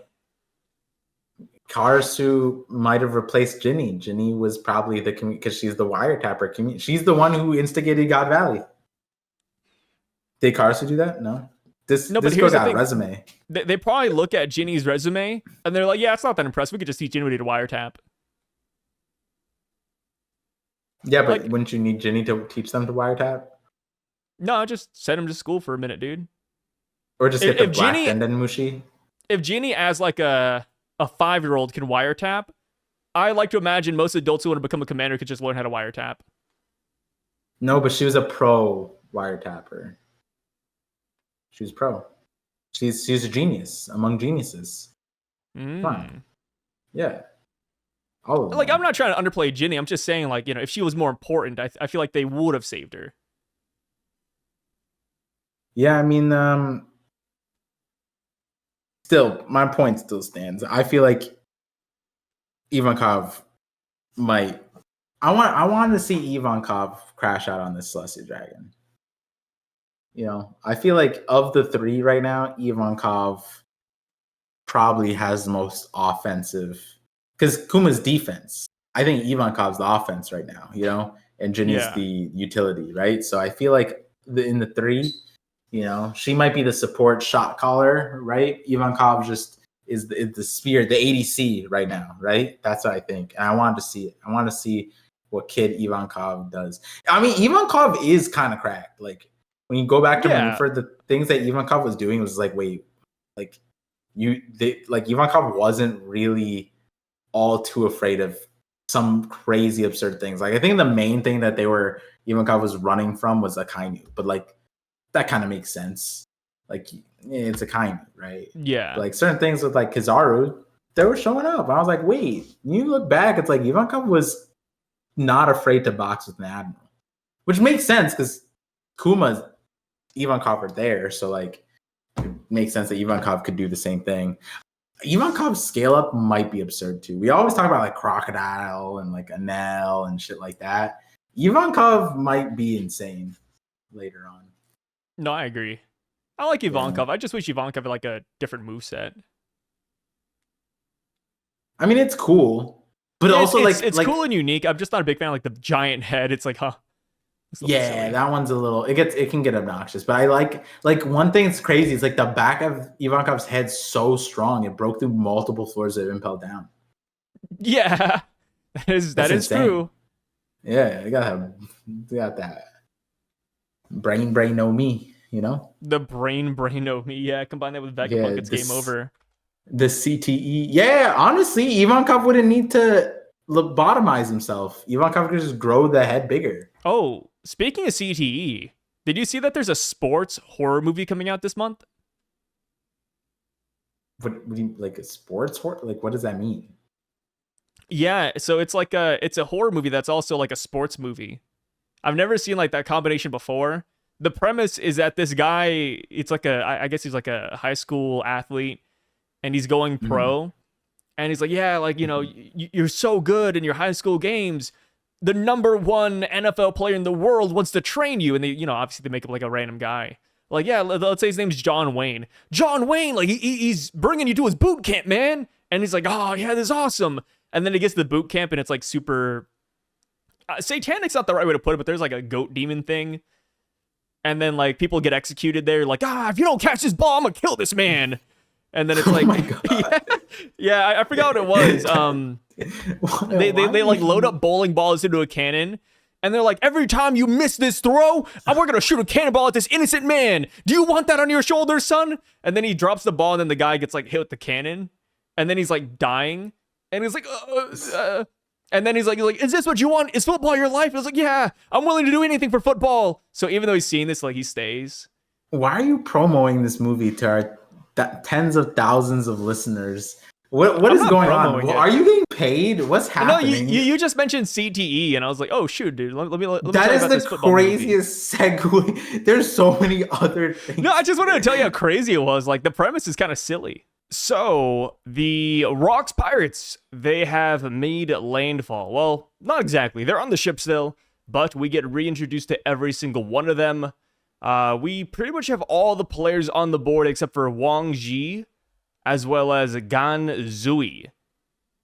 He's one of the few characters that's not in this double spread. Kind of feel bad for the boy Wang Ji and Ganzui. You know, not being here in the big final fight. Come on. Well, Ganzui is an interesting one because we know he's there. Yeah, we know he's here. Wang Ji, like, he dastardly guy. He didn't want to show up because he'd get killed, but yeah, Ganzui, he's just not getting any love here. Yeah, which Barbell though, I think that's one of that's an Oda special. You know, everyone's like, oh, he's not on the internet. He has no pulse on the community. He definitely swapped out Ganzui. He's like, oh, no one gives a fuck about this guy. Let me put in Barbell. I've been hearing people cook on this guy. Yeah. Is he the sun god? Is he the man marked by flames? Mara no mi. What's up with his hair? And then Ganzui's just like out on the streets, I guess. Maybe he got cooked, right? Do you think he got shot already? He's one of the rare rabbits. I have no clue, man. I mean, he's a smuggler. Maybe he's out there smuggling people to safety. Oh, it wasn't a retcon. There were 6 treasure chests. It's just that Ganzui, like, smuggled 9 of them in. Yeah. He got them either to he 9. took 3. He took 3, or he's the reason. He's the lurking legend. Oh my god, when the editors told us before Wano, look out for the lurking legend connected to Whitebeard, Ganzui. Oh, or it's Barbell. You know, people are saying that Barbell not just has a Mare no Mi, but he has 2 devil fruits. The Yarouge. He ate Yarouge, right? That's the other one? No, Yarouge's fruit goes to Kyoto. All right, forgot. Yeah, come on, Par. Keep up with the theories, man. Keep up with the brain rot. Yeah. People are saying he's the forest god. Oh, forest god. Oh, so Green Bull's inherited Barbell's will. Yes, the inherited will of B is what they call it. Yeah, the inherited will of the gym bro. Yeah, don't get your B's and D's mixed up. So, pretty cool stuff here. I wonder if his dad is deadlift. Everybody here is just checking out their optics with Shaki. Squat rack. Even Barbell wants Shaki too. Well, he just said we can't share her. He's a logistics kind of guy. He's like, hey guys, like, what happens if I? So you don't think Barbell would get with Shaq if he could? Listen, I don't, you know, I'm not saying anything. I'm just saying that the people after him were kind of, I'd like to think that Fisher Tiger look up to this guy. You know what I mean? Like, I'd like to think that like Jinbei, Arlong, they were all like, got to keep it within the race. You know what I'm saying? Like Fisher Tiger especially. But I do want to point out something. Strausen's the weirdest one, right? Like everyone else is like, they're going for Shaki. It's like, all right, they're down bad, fine, right? Dusty's like focused on Whitebeard. Even Gloriosa's like, there's some angle for Shaki, right? But Strausen this is Oda confirming the groomer allegations, right? Like this guy don't give a fuck about the most beautiful woman because he's been grooming Big Mom. Right? No, I see it in a very different light. I think he's just Oda himself. He's giving us like this crucial exposition on where Wang Ji's at. This is Oda. The embodiment of Oda is what people are calling him. That's his epithet. Oh, Strausen, the embodiment of Oda. I didn't know that. People thought that Oda was a groomer. No, they just think that Strusen is, Oda's second body. That's all it is. Interesting. So we also see that Big Mom has apparently promised Kaido a devil fruit, or at least insinuated that she'll give him one. It's kind of funny. Kaido's like, "Are you really going to give me a devil fruit, Lin? You're doing this?" It's kind of cute. Yeah, it's also funny because like I've been as you know, I read the beginning of the first 12 minutes of my script twice yesterday. The second time didn't exactly put my son to sleep the same way the first time did, but he's way more interested, I guess, the second time. But point is that like there was the line like Big Mom saying like, "Oh, I risked my life for your devil fruit," and I just like kind of remembered like I wrote in like, yeah, she said that and reflected on that, and it's like she risked her life for it, and it's like she kind of didn't. Like we already saw, she already within seconds of God Valley, apparently from 1096, she already puts her hands on the fruit. She already grabbed it, right? It's like, and then is the hard part for Big Mom getting it to Kaido? Like, because possibly. We didn't see her. We saw her grab it, and then she just disappears. And now I'm wondering, like, I wonder if like getting Kaido to eat it is the hard part, or like getting to Kaido is the hard part. Because she said she risked her life for Kaido to get that fruit. And I would get like, oh, I risked my life at God Valley. No, but she straight up said, I risked my life for that fruit. You owe me. You know what I mean? You're my little bro. Like, it's kind of interesting when she said that. And like, then we see it and it's like, she didn't really, it wasn't that hard. It's like as easy as Dragon taking Shanks and Shamrocks. Like I had assumed that it had been like, oh, he risked his life for it. But like, he kind of didn't. Like yes, obviously Dragon's in a more precarious spot than Big Mom, because I think like 95% of God Valley's attackers could probably kill Dragon, maybe, right? But like 1% of God Valley's attackers could kill Big Mom. If that at all, you know what I mean? Like Big Mom's not really threatened at the moment, I feel like. Yeah, but we don't know like what happens afterwards. Like for all we know, the Knights of God could come in and start fighting Big Mom, and then Big Mom has to drop the fruit, but she stays with it. Here's the thing. After seeing we have all of the Rocks Pirates. We have not all of them. Obviously, we just talked about the few, but like these are some heavy hitters, right? And then we saw the Roger Pirates, and we got the heavy hitters, and then it's like. Then there's Garp, and then what? Like 7 Knights of God, right?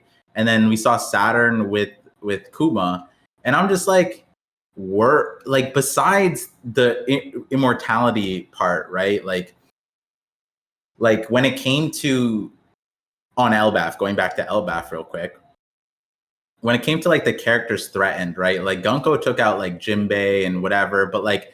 It was Usopp and the rest that were like mostly scared. Do you think I don't know, I feel like Jinbei in a real fight, I guess not, he would still, Gunko clock is that. Would he? It's weird. because Scopper like just put a gap between all of them, and it's like I guess the gap is that big. But then we also said like Zoro, Sanji, Luffy, they're not threatened, right? Like that was a pretty stable position. Zoro, Sanji, Luffy, they show up, then the Holy Knights aren't a threat, and that was before Scopper showed up. And so I'm thinking about it, I'm like, are the knights, the God Knights at this moment, are they a threat to even, let's just say, the Rocks Pirates? If we put them lined up one on one, yeah, there's the regeneration, but like, is Big Mom one-on-one against one of the Holy Knights? Is she as threatened? Would I have the same perspective if Sanji were to face up against Sommers? You know what I mean? Like, I feel like I would have the same take, right? Like, am I scared for Sanji against Sommers? Not necessarily.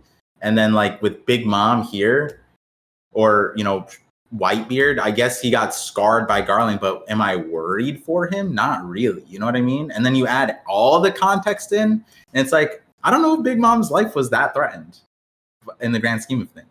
We'll see. I mean, I think Oda could definitely make them a lot stronger here, just to make them more threatening for the final saga.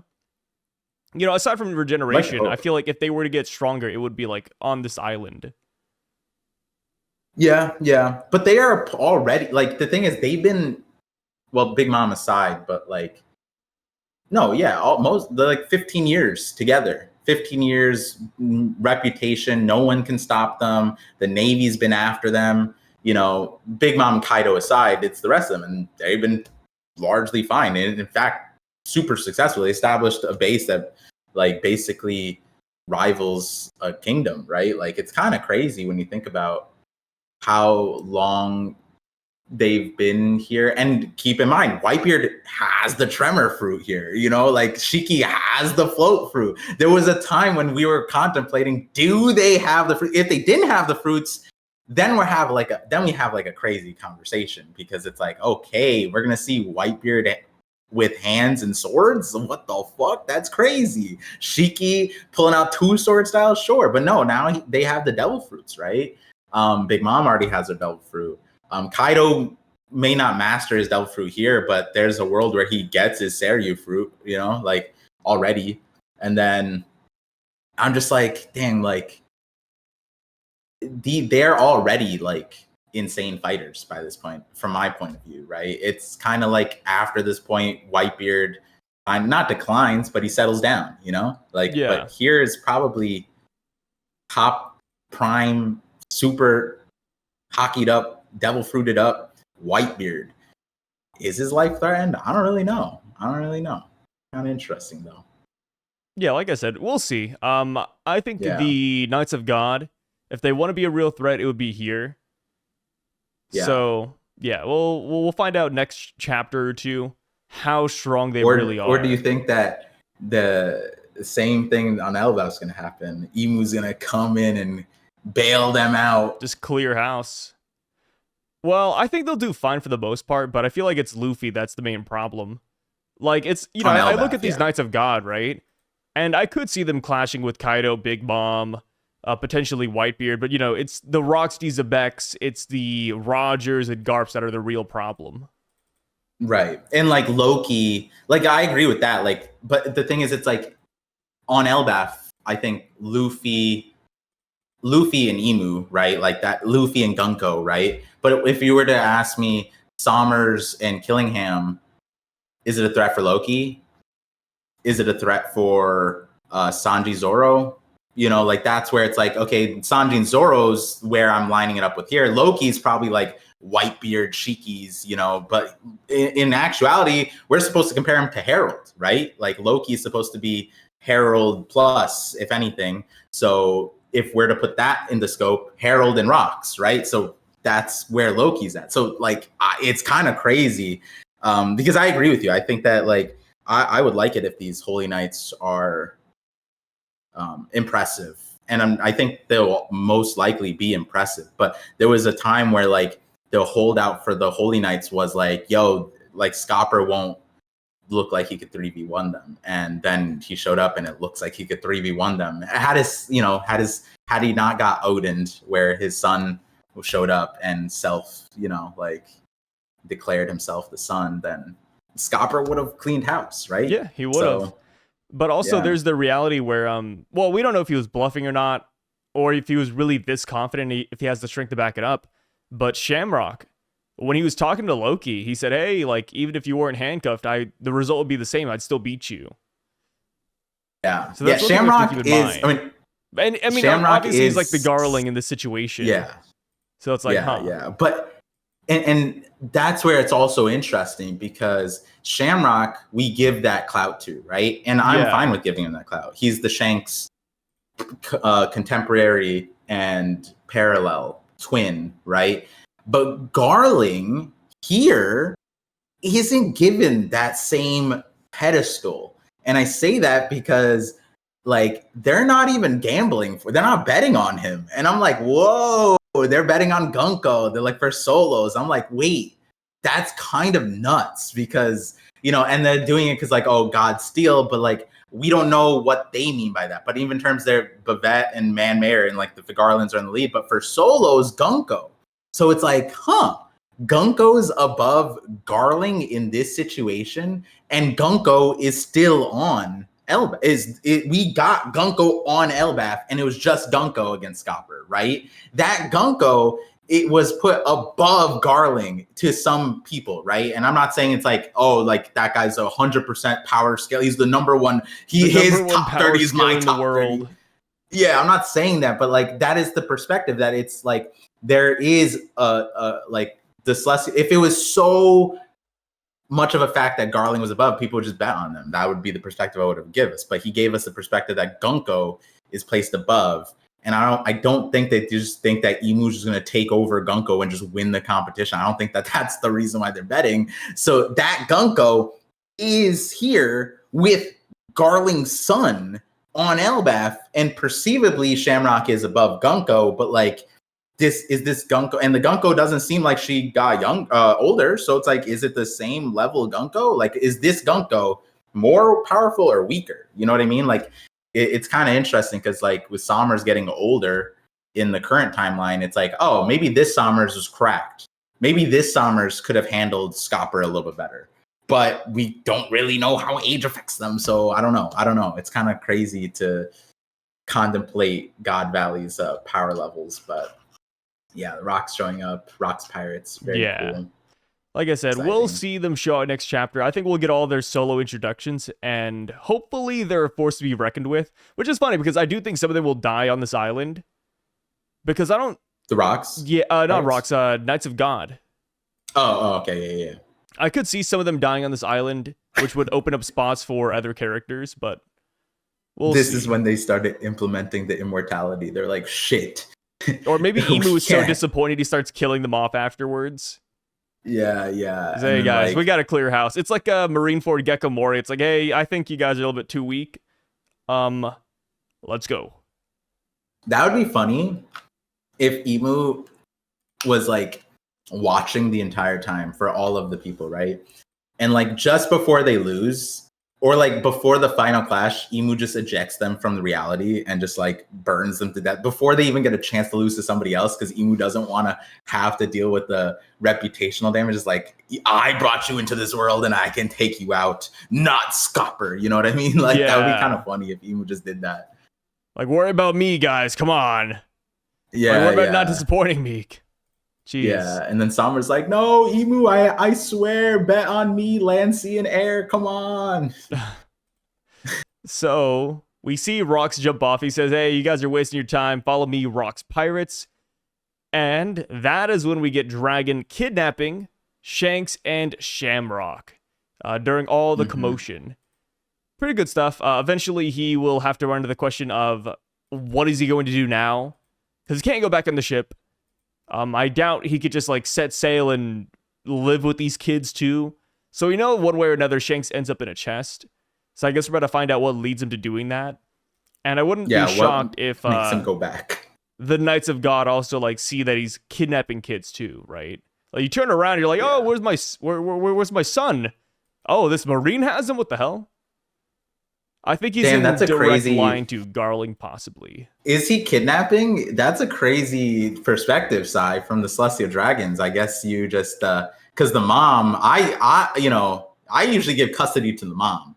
I don't know about you. Well, the you know mom's what I dead. mean? Like, well, yeah, but her will, you gotta honor the will. She didn't want she gave custody over to this guy. Yeah, but I mean, to the state. You gotta respect the will. That's law.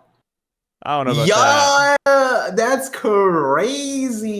I don't know about that Mom disrespect. Side disrespecting moms out here. That's wild. I'm just saying. Her last It's words. kidnapping. You know, dragons taking 2 kids away from their potentially loving father. So when the dad kills the mom and takes the kid, that's not kidnapping? I mean, or murder? Here's the thing, right? Does Dragon even know that Garling's the one that killed the mom? No, I mean that doesn't matter though. But like does the general public know that Garling killed the mom? But that doesn't matter because if you're saying that dragon even know if dragons that listening to the mom wants the kids away from Garling. No, only Dragon knows. Yeah, this. but so Dragon's not kidnapping then. He has to go in front of a jury and explain this, but you just convicted him of a crime. Oh, but yeah. Whereas we saw if Garland actually killed the mom. Yeah, I'm just saying from if we were in the world of One Piece, from a Celestial Dragon perspective. No, if we were just like a random citizen. Yeah, you would believe the Celestial Dragon. Yeah, exactly. That's what I'm saying. Yeah, So I don't know why you went on this defensive train. I was like, yeah, you're on the side of the Celestial Dragons. You're viewing from their point, and you're defending. Then you just agreed. So it's like, yeah, all right. Yeah, I'm just saying that if we were just a random citizen in One Piece, we'd probably believe Garling. Oh, random citizen. What would the random citizens here say? Well, these aren't random citizens. These are Davy Klansmen, dude. They're different. The Davy clans? You mean the 100,000 people that are on this island that could look at the situation and be like, yeah, that guy's not kidnapping. No, the kids, yeah, but he's saving are we them. really going to trust the Davy Klansmen about this? Wait, what do you mean? 100,000 people are not Davy Klansmen. There's only 13 Davy Klansmen. Yeah, but they're associated with Davy Klansmen, so they're up to no good. What? They're up to no good, Barley. 7 out of 100. What is that? Pick somebody from 0? Water 7. Like, get Polly in here. You put Polly on the pedestal. You're like, hey, Polly, what do you think about Dragon kidnapping 2 kids? Polly be like, that's disgusting. Of ancient giant criminals, the Water 7 the Gali Law Company. Yeah, but he's a regular citizen. My god, now. He's fine.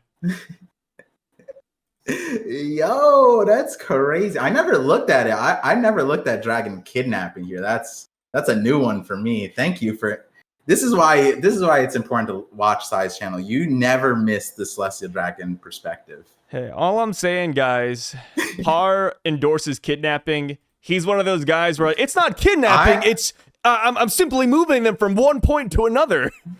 No, it's the mom's will. Watch out. The mom guys, save if you my see kids. Par at a park, moms. Be careful, guys. Moms. Keep your kids close to you. Yeah, Par might move them from one spot to another and just not call it kidnapping. I'm just not gonna say that he's kidnapping. I'm gonna be like, wait, hold on, Dragon. What are we doing here? But Sai's like out and all criminal on crazy.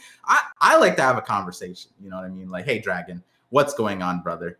Sai's looking at this situation like, hey, the dad, he's clearly good here. He's clearly the good one because he's alive. Alive people are the good ones. Dead people, why would we listen to dead people? That's so silly. Yeah, what are we gonna do? Bring a Ouija board into court and ask the mom what's up? No, that's ludicrous. Yeah. Yeah, so that's how you guys know the way to get out of crime is just kill them. Why not? How are they ever? What are you gonna do? Get a Ouija board and probably just kill the people who are. It's their word against yours. And let me tell you, they can't have a word. Dead men can't speak. Dead men tell no tales. That's what Garling would say. Yeah, Garling would spit the words of pirates to us, like the Vanderdecken song. Hey, Gonko had people walking the plank. I mean, anything's possible at this point. Yeah, the arrow plank. She be listening to Brooke too. That's crazy. Yeah. So after Dragon kidnaps 2 innocent kids from their loving father, we see the Roger Pirates, and they have now shown up. And I will admit, Viz is kind of disgusting, dude. Oh, we have Viz now. Oh, update, guys. Yeah. You guys may be able to tell from my shirt change, but We're recording this at a different time we, of day. Yeah, than the first leg of this stream. And Viz, you know how like TCB, they'll clean up the Japanese English text and then just put the OG text there that Oda drew up? I didn't realize Viz just completely erases it and just puts a brand new font altogether. Yeah. And by the way, remember how we were like discussing, or at least like wondering, like, what is Viz gonna do when they get to the Knights of God? Because the entire time, the Buccaneer line's crazy too. The Buccaneer line is crazy too, but the entire time, Viz has not called them the God Knights. Instead, they were the Holy Knights, which is why, like, you know, obviously, I mentioned a lot because it's one of those things like Holy Knight, God Knight, kind of the same thing. But they straight up changed Knights of God to the Holy Knights of God. They just had to keep the agenda going. They're like, well, we're too far in. It's like when we got the Hachi Nosu Beehive reveal, and they're like, well, it's full and still. It's like, fair enough. Sure. That's a mouthful, bro. Look, the Holy Knights of God are stepping in. Oh my god. And they had to change like the text and everything, like away from like the original Japanese one. So it's kind of funny. It's just like, yeah, Holy Knights of God. Yeah. Silly font. Sure. That's crazy. Yeah.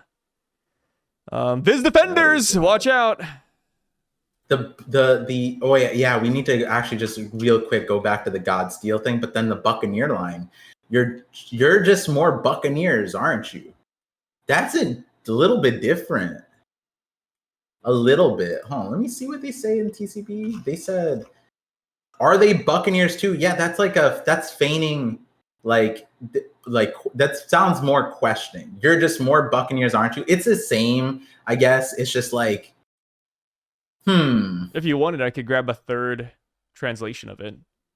Yeah, maybe do that, because I feel like saying that when we know Buccaneers have that unique body that they keep talking about, right, and emphasizing, it's weird for them to say that to people who are clearly not Buccaneer shaped. You know what I mean?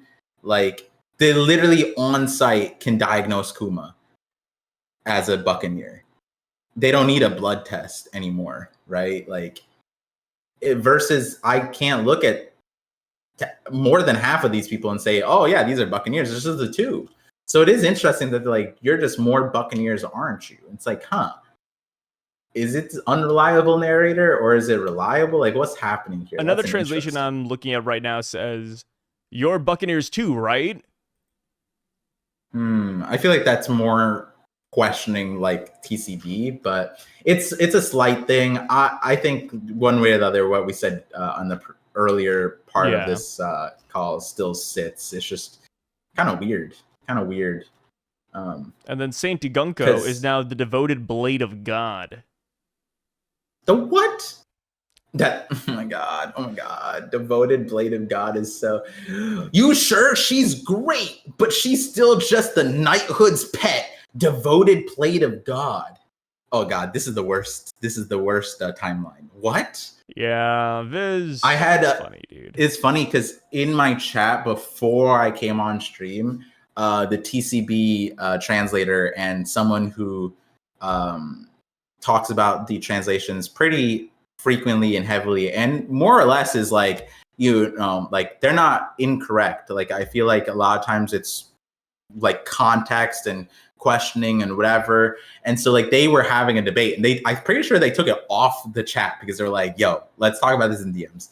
And so they super chatted afterwards, and they were like, this super chat, let me double check. Oh, I don't have it open. But they were saying that the God Steel line that the Celestial Dragon said would be more like saying the God's servant, like hand servant, kind of alluding to where Gunko was with Emu, which makes sense. And so it's like the question mark of like, are they a knight? Like that, they were saying no, they aren't yet, because they're considered the knights, the God's servant. Which is here, they're not saying the God's servant, they're saying the knighthood's pet, which is saying like the holy knight's pet. But we saw the Gunko was with Emu, so saying that they were God's servant makes more sense. But then adding devoted blade of God is just like, why did this need to be? Especially because TCB said that the literal text said God steel simply, or God's sword simply, right? So that's a very. I also don't like the text that they chose in the Viz for Saint Gunko. It's a little.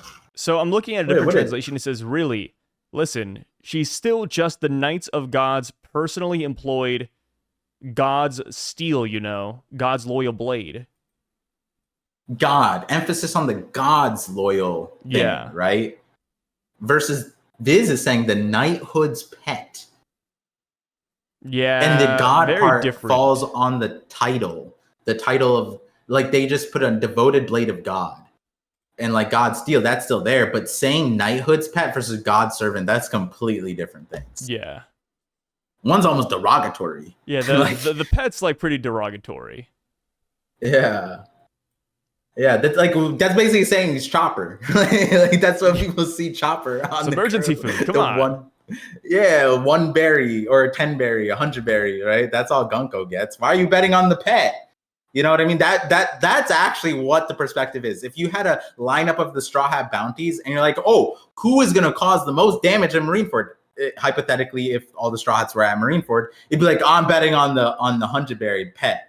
That's kind of what that sounds like, more so than like, God's servant, or God's pet. Even God's pet is way different than Knighthood's pet. So that's crazy. So the next thing we get in the chapter is the Roger Pirates' arrival. Love the text that Viz picks out. And they say, I'm going to rescue Shaggy. None of the rest of you have a shot, so stay focused on the treasure. And then they end up trampling on Roger. Some pretty funny stuff, I actually like this, Roger getting trampled on. Some people are saying that Roger's losing aura, and it's like, man, it's fun, right? It's all good and fun. Yeah. What's up? Wait, they changed Garling's line. Which one? In TCB, it says, I guess the game's over. In Viz, it goes, damn it, can't focus on the game. I can't focus on this game anymore, man. Damn it. I feel like the Viz that's makes funny. more sense, but it sounds so silly because clearly we know the game continues. So like in the TCB, when he said the game's over, I guess, right, or whatever, it's like, we know you're the champion, so like I don't know who's why you think the game's over. Like, are you calling off the game because the Pirates just showed up? Why don't you just add more points, right? But then to say, damn it, can't focus on my game. What is this, an iPad kid? Yeah, it sounds like an iPad kid. Like, oh my god, I have to put it down. Yeah, like I have to do my chores. Like, this is crazy. Yeah, what a funny line. Yeah, next we what's get... going on here? Let's do something. The Holy Knights of God! They've arrived. And they say, pull back the Navy and protect the Celestial Dragons. The Holy Knights of God are stepping in. And then we see them all in their glory. Looking pretty cool as per usual. We got this big lady in the back and this new Yeti monster thing. What do you think about them? Oh, I just think that like it's pretty... I love the inclusivity of the Celestial Dragons to put not just like in the top ranks of Celestial Dragons. The Holy Knights are, if anything, supreme compared to the Celestial Dragons. And to know that all races are allowed inside the group, it's not just humans, is just super great to see. Because I remember a time, I'm not saying this about you, I'm just saying that like I remember a time where people were like, oh, Celestial Dragons only let humans in. And I'm saying that because I had a video where saying like, yo, I think that the Celestial Dragons have like Fishman lineage in there. And like from multiple angles, I was like, if anything, like historically with slavery, it's very common that they procreate with the slaves because like the supremacy doesn't lend itself to just like lust and pleasure or whatever. Like it doesn't stop there. So there should be celestial dragonfish out there. If not, that's their origin. But now it's like, damn, they be letting anybody in here. They be, dude, like that guy in the back. That's just not that. I don't know what that is. Oh, and you haven't seen the popular theory. Oh, what's the popular theory? He looks like Tom. They're saying this is Tom. So Tom makes the Oro Jackson, fights Roger at God Valley, then goes back to Water 7 to raise Frankie and Iceberg, shaves his entire body, rips out his wings, and just and his horns, and masquerades as like a normal fishman. So he's a fishman then. Oh, wow. No, apparently... See, I was right. No, you're not.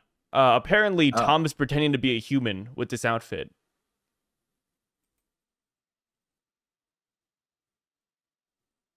Uh-huh. Tell me more. And that's it. That's all she wrote, man. Oh, damn. You're putting the theory on a she? I thought it was you. No. Who's the she? Like I said, this is a very popular theory floating around the community. Oh, but you're co-signing it by bringing it into the thing, like that random promo for that weird-ass movie yesterday. No. I bring this up so that I can, see what your take on this is. That's all it is. Yeah, no, he's not a fishman. What the hell? He like the Yeti Cool Brother's dad, maybe, but like I still like he doesn't look like a Yeti Cool Brother, right? Because the problem is he's too small. Yeah, he's too small. But okay, how about this? What if it's a Zoan transformation? Yeah, that's where it's at. Like it's like, yeah. but like Killingham's was cool. Like, all right, like you're okay, this is pretty giraffe. Cool too. I'd rather be this than. Not. You'd rather be that than a human coming from Psy? No, oh my god! I was gonna say I'd rather be that than. I'd say half the Zoans out there in the world of One Piece. But the alternative is just being in your human form. And I would imagine that being in the human form, especially for a human supreme person like yourself, who just said like, yeah, like interspecies stuff, especially in our world, keep it human, bro. You're saying that you think that it would be better to stay in this full Zoan form over being a human? Yeah, because this adds power. It's a power, not who he is at the end of the day. Yeah, what are you, silly? Yeah. I mean, he could just turn into the Zoan whenever and add power. Why would he need? Does he need power to breathe? Is he that weak of a breather? No, he's getting ready to fight, Par.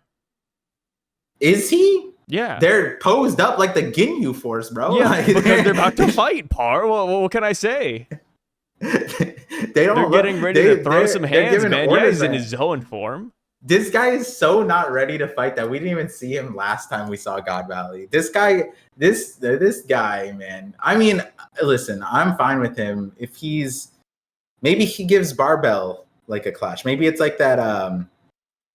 Oh man, what series was it? I think it's My Hero, where it was like they put like there was like one black hero versus like the anthropomorphic heroes, and they're talking about like the racism thing, and it was just like crazy. That's like, this is the one black guy that they put in this conversation, and it's like it would be. I mean, the Jinbei Who's Who one, that one was like, it made like that one felt normal, but then I don't know what would come out of this one. Like the Yeti guy talking to the Barbell. Barbell's like, you guys are so racist, and the Yeti guy would be like, do you see me? And then he turns his face back to human, and it's Tom. Open your eyes, brother. Like, he just self-deletes from the story. He just like, because he doesn't exist anymore. And that's the other part. Like some of these notable pirates like Barbell, Sunbell, who are on Roger and Rox's crew, like the fishermen put Fisher Tiger on a pedestal.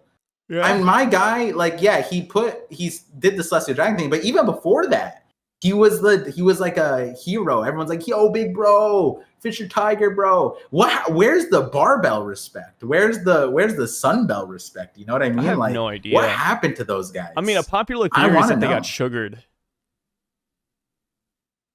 So they should be back now. Oh, sorry, a magical sugar. Huh? Like a second version of sugar, where it's not like the devil fruit, but it's just magic. Okay. Yeah, that's the Nice hot theory, talker of the Sai. time. Wow.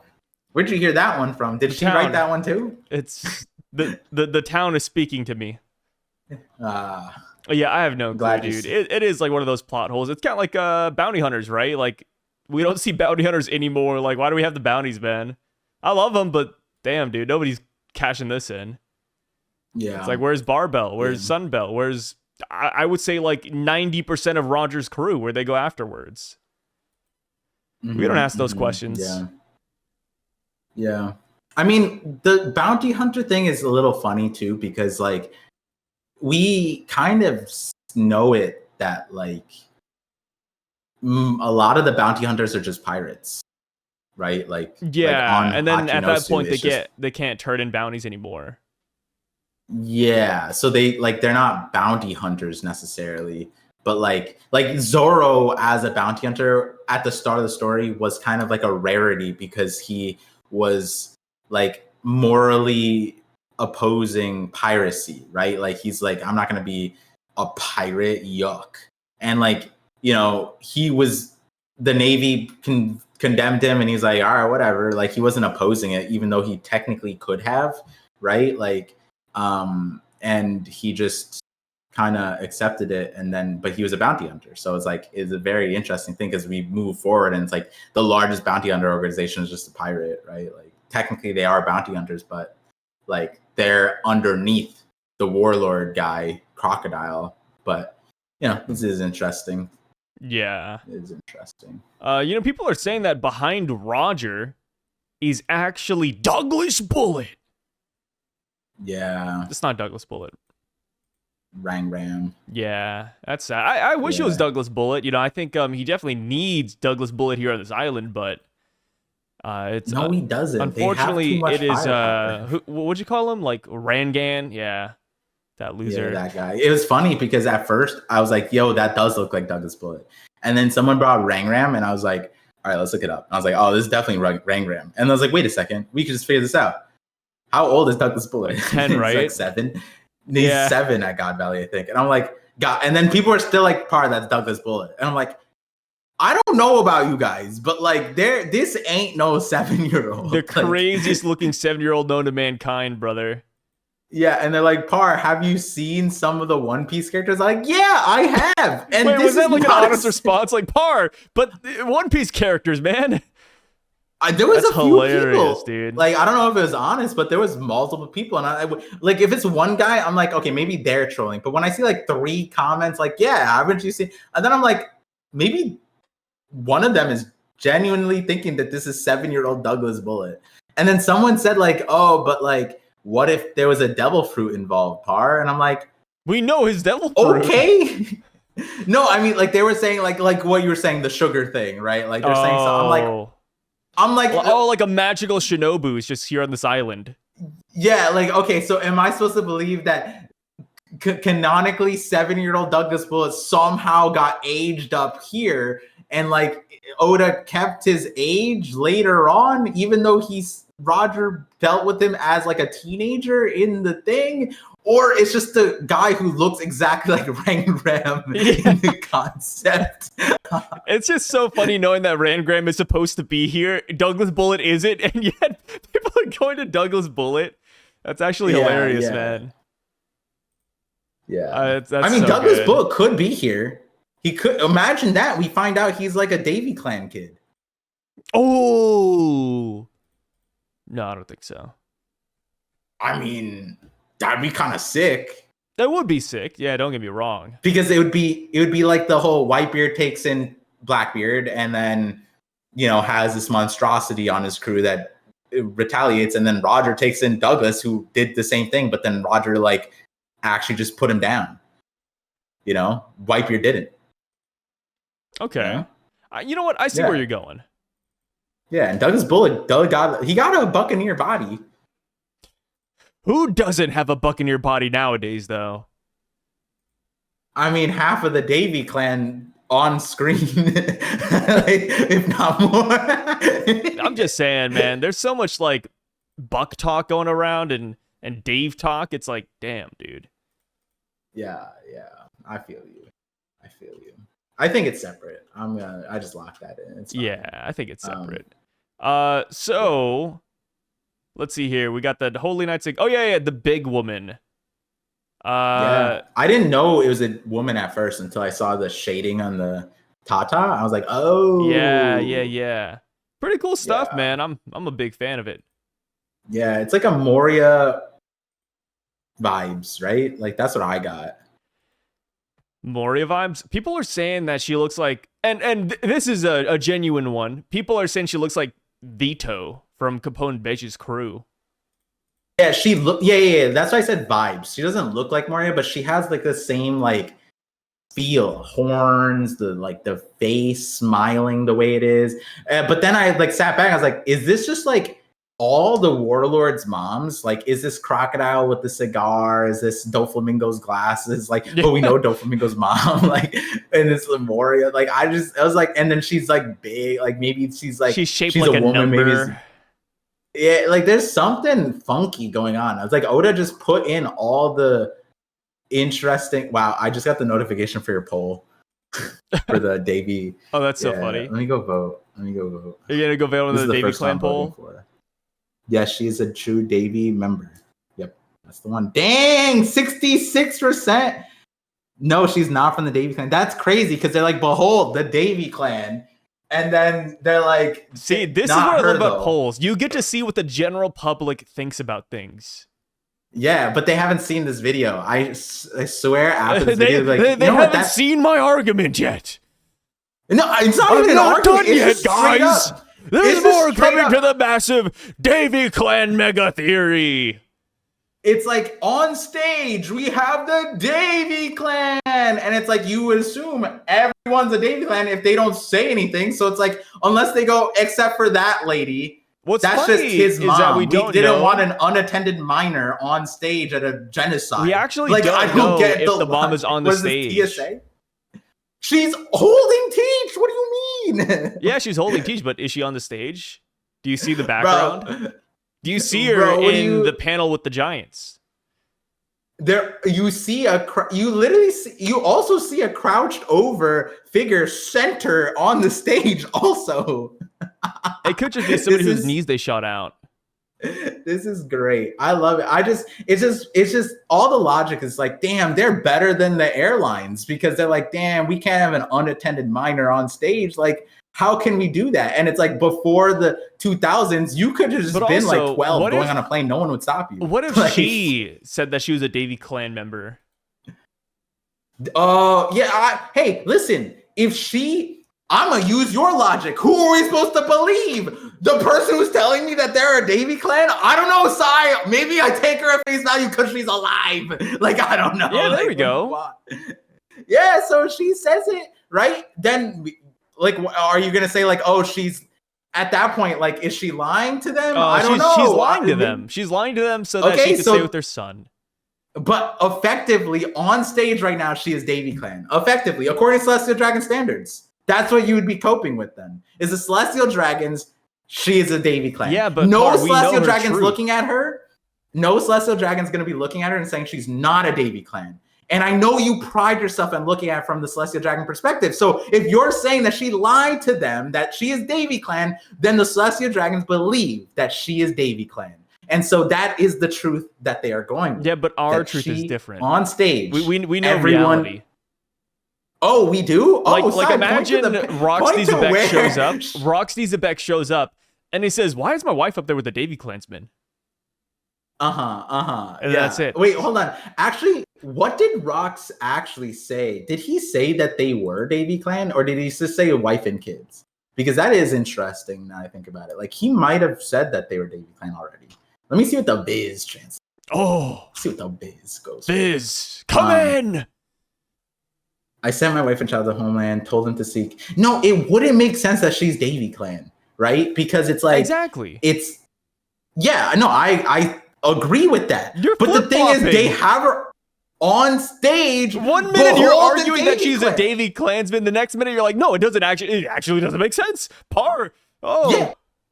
Yeah, but my point is that the Celestial Dragons are saying, behold the Davy clan. I'm like, okay, so then she's worth 10,000 points. Effectively, she's Davy clan. Am I supposed to be like, did they not like test them? Like, and that's where I'm going back to the Garling thing. How does he know? Like with the Buccaneers, there's literally a blood test. There's literally like they look at the body type. This is Buccaneer. There's no like, oh my God, is Don Krieg a Buccaneer too? Imagine that. Like they're like, oh, this guy looks like a Buccaneer. No, they just do a blood test. With the Davy clan, how do they know who is a Davy clan? Shanks' and it's like literally mom from rocks. obviously gave them the registry. And if she did, then she would not be on stage. That would be the thing. She would be like, yo, she immigrated here a year ago. Like that's that and would she be, took on the Davy clan name. Poor woman. Apparently every island has an embassy. Even if Elbaf has an embassy, then surely God Valley has one too. So they would have it on record, unless she's an illegal immigrant. And then Rox decided to also put in, hey, you know what? Do you a favor? Let's write down that you're a Davy clan, even though you're not. That's my point. What if it's like, one of those things where, like, who... because they're married, Rox is like, you should take my name, Davy. you should take the name that makes you like cleansed from the world. They'll enslave you even harder. Or actually, no, it'd be like, oh, if you take my name, you'll never become a slave because they'll just want to kill you. And she's like, all right, bet. That's kind of, maybe that is the perspective. She's like, now oh, yeah, you're make cooking. me Davy clan. Yeah, but the reality is also that Rock sent her here to be protected and not in danger, period. So whatever logic we have to protect, his idea of protection was God Valley. It wasn't her registering at the embassy with the Davy clan name, which would be idiotic on the other side because he's trying to keep a secret, by the way, that he didn't tell his crew, he didn't tell anybody, he just told Harold the day before, the day of he dies, like, I haven't told anyone, but like, I'm Davy. So like, why would he also just put Davy on the thing when he's admitting to Harold, like, yeah, they've been trying to erase and cleanse my name from all of history. This is surely going to make her safer. Like the point is, right, is that on stage, the Celestial Dragons think that she's a Davy clan. That's right now, behold the Davy clan. There's no stipulation. She's one of the 10,000 points. From what I can tell, there's no reason to think otherwise. Only reason to think otherwise is that Rox is there and saying that, like, yeah, she is actually an immigrant. I don't know why they think she's Davy. Does she look like one? I don't know. I mean, she has Rox's hair and he's a Davy, but like, apparently they don't know that Rox is a Davy either. So like, it's just a weird situation because how they are determined to be Davy is actually super important, right? Like, whether Garling figured it out and or was told, it's like there's no direct thing like there was Buccaneer. So it's like, how did they determine that she was Davy? Did she lie to them? Did Shanks's mom, who isn't Davy clan, just figure out who the Davy clan was from looking for immigration papers? I still like a little bit of everything. The contention on that part is that Shanks's mom is Davy clan, breezing by the part that would mean that Shanks is Davy clan, so. Or she just has Davy clan knowledge. Well, no, earlier in our thing, it was that she was Davy clan, which I think that one we can erase because Garling, given how despicable, or not despicable, like how disgusted the Celestial Dragons view the Davy clan, I doubt Garling would be like, all right, let me have a kid with the Davy clan, right? Like that's because this is like one of the first times we've seen it straight up sever the bloodline from not slaves, not part of the game. Well, yeah, part of the games, but they're like the MC is holding them back from killing them before the games.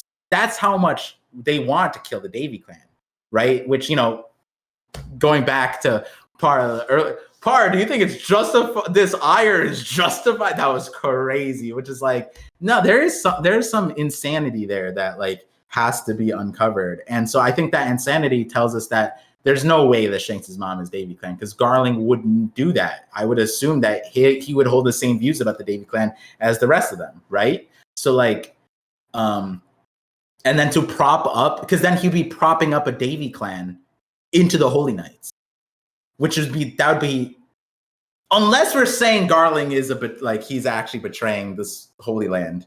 Or we could say that he has awesome. different values than your average celestial dragon. And then you gotta remember, Garling is willing to marry an insect as well. Well, he didn't marry. No, he didn't marry. He wants to marry her. Oh, Shaki. Yeah.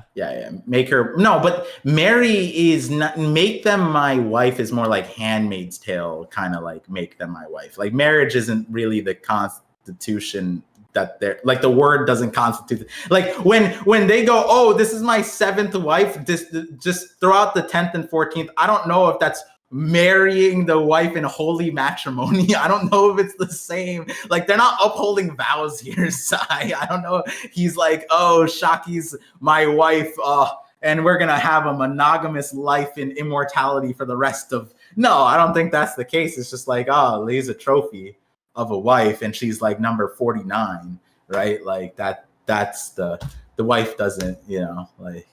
I mean, you're just assuming Garling's a bad guy at this point. You're acting in bad faith. Oh, the guy who he knocked up, and then his form of contraceptive was post-mortem, like kills the mom afterwards. Said, I got a new baby mama.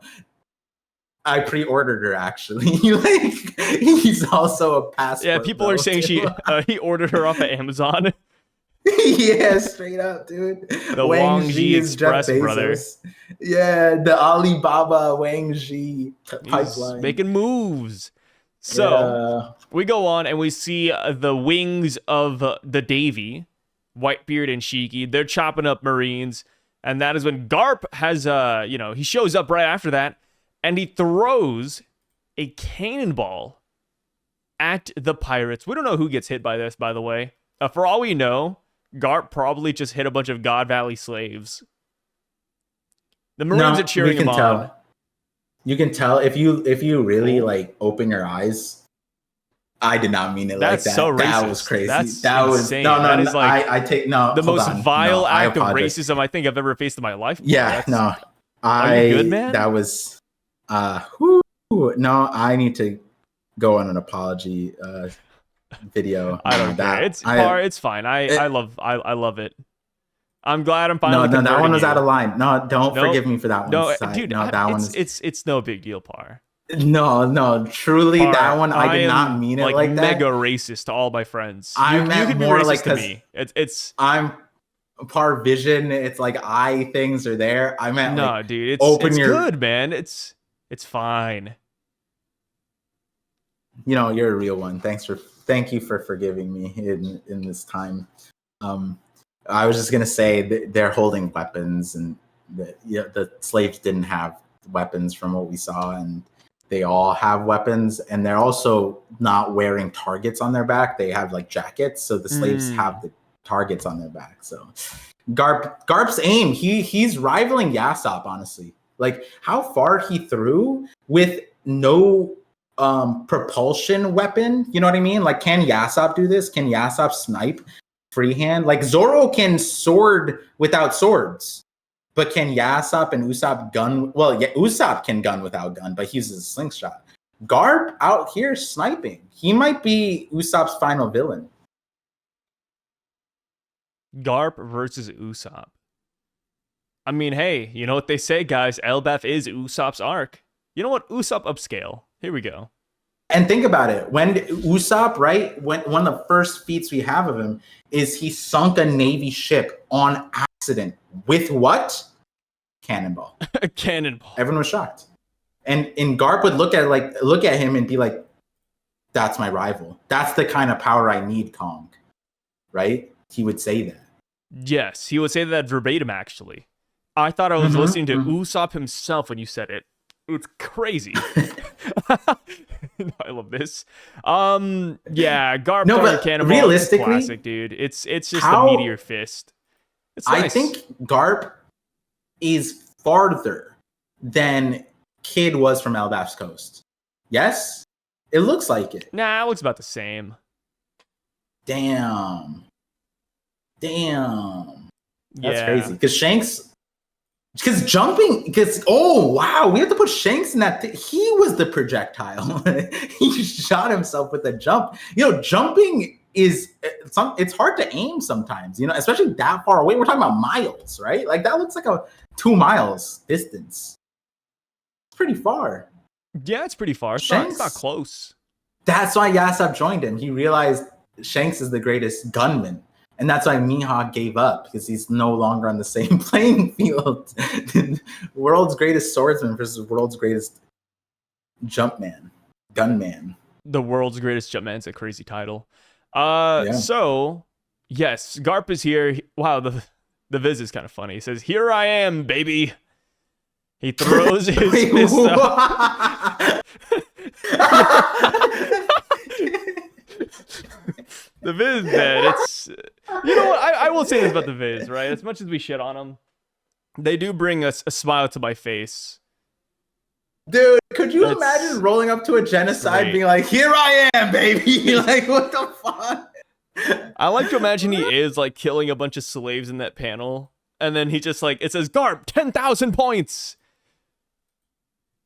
Dude, this is wild. He goes, "Pull the Navy back and protect the Celestial Dragons at all costs." Then Garp shows up and says, "Don't chop up my men like a plate of veggies." It's like the Holy Knights were actually like kind of protecting the Navy in a certain sense. Like they were like, okay, like just go to the normal Celestials. We'll go vanguard this, right? Yeah. And then Garp tosses it. Who's chopping up his men like veggies? Where did he hear this from? No, like, he sees he it, came man. Here for He came here for Roger. Yeah, his eyesight. Is this rivaling Mihawk's eyesight too? Yeah, we know he's not Asian. The eyes Isn't of a that hawk. right, Par? Yeah, yeah, dude, that's crazy. Well, we know he's Brazilian, right? Like that is canon, right? Like Luffy had to come from somewhere. Yeah, it's Luffy. Maybe Garp is something else though. Portuguese? Is Brazil Portugal? And then I don't know. I'd consider Garp more like Madagascarian. What? Why? That's not what? What do you mean? What do you know about Madagascarians, huh? What do you know? Let's that just say know? I had a friend. I think we need more than that one, Sai. Yeah, that sounded almost like going. I have my friends have melanin in their skin. Like Something like that. that was a little suspect. But do I think Here I Am Baby is Madagascarian? Yeah, I watched the movie. They definitely, I think they said that, as far as the inhabitants that we saw from there, Yeah, so shout outs to Garp, the hero of the Marines. He gets that title on this island. We love to see it, man. We're both big Garp fans. Do you think Garling and them are like, "Oh, thank God he's here"? Do you think that they're like there's some form of relief that like Garp is here to fight? I think so.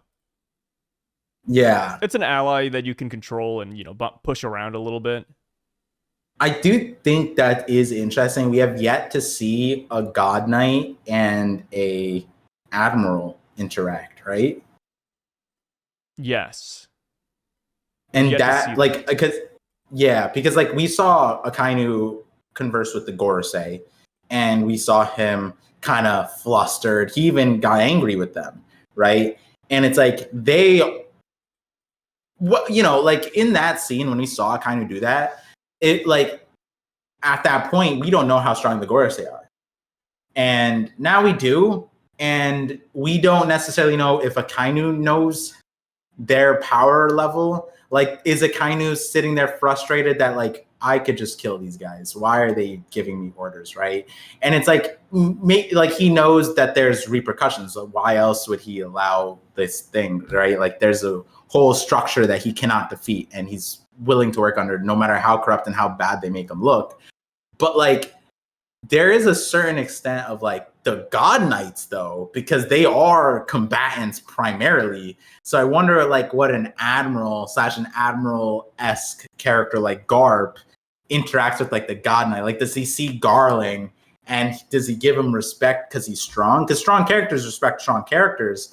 But like, do the God Knights go like, oh damn, good thing that Garp decided to come here on his own? Like, are they grateful, like without order? Or are they like angry? Or like, we didn't need you? Or like, what are you doing here? Do they little bro him? Or do we get a strong sense that Garp is stronger than them?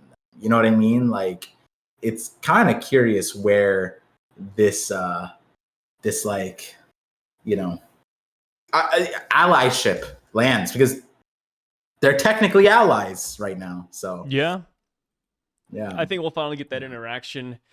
And what's pretty cool about that too is that we could see Garp's disdain towards the Celestial Dragons show. Like, I feel like they're not gonna like each other. I feel like Garling and Garp by no means are gonna hold hands and just, you know, clear the island together. Yeah. I think it's gonna be more like begrudgingly on both sides, I bet. Yeah, it is interesting too, because like, you know, like as far as how many people know that Shanks is from Garling, it's like when Garp shows up, he shouldn't have an inkling of it, right? Technically, like Dragon shouldn't necessarily know either. He saw the mom. Presumably the mom doesn't look like Shanks or Garling, because like that would be weird, but maybe that's the case, right? But like Dragon sees the mom and sees Shanks and Shamrock, so like he doesn't necessarily know who the dad is. It's not like Garling, it's not like she said the name, and it's not like Garling was like holding them or anything. From what we saw, it's not like Dragon watched him stroller them back. So it's like Dragon doesn't know who they are. Roger gets them in the chest, but Garp was when Garp tells Luffy in chapter like 430 or whatever, 431, like, do you know who Shanks really is?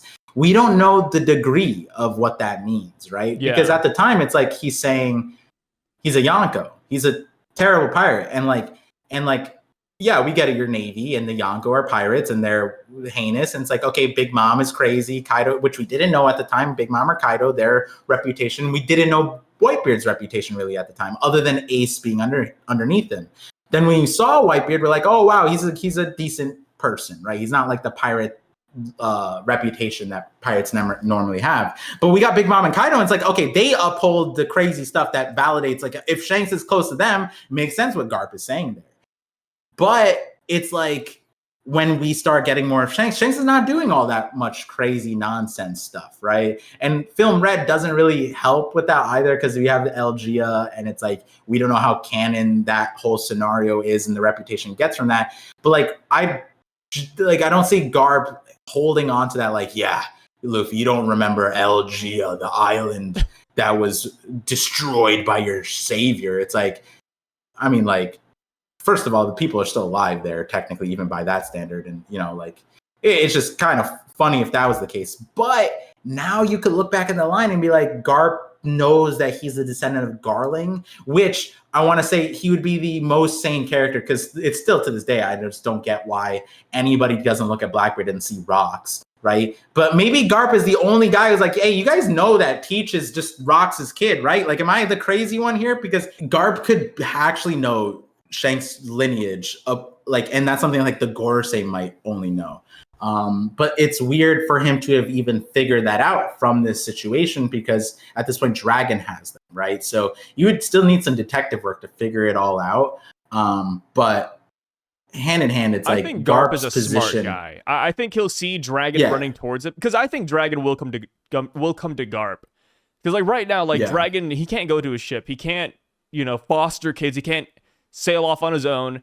I think he has to rely on his dad here. And his dad's probably like, yo, like, we got, I don't know, son, you're coming at me with 2 kids, bro? Like, that's going to be nuts. Yeah. But yeah, that's as far as this chapter goes. I'm excited. 1161, right? That's the next one? Yep, comes out in the next couple of days. But yeah, I do have to go. Thank you for the Parcast. Of Thank you guys for course, of listening.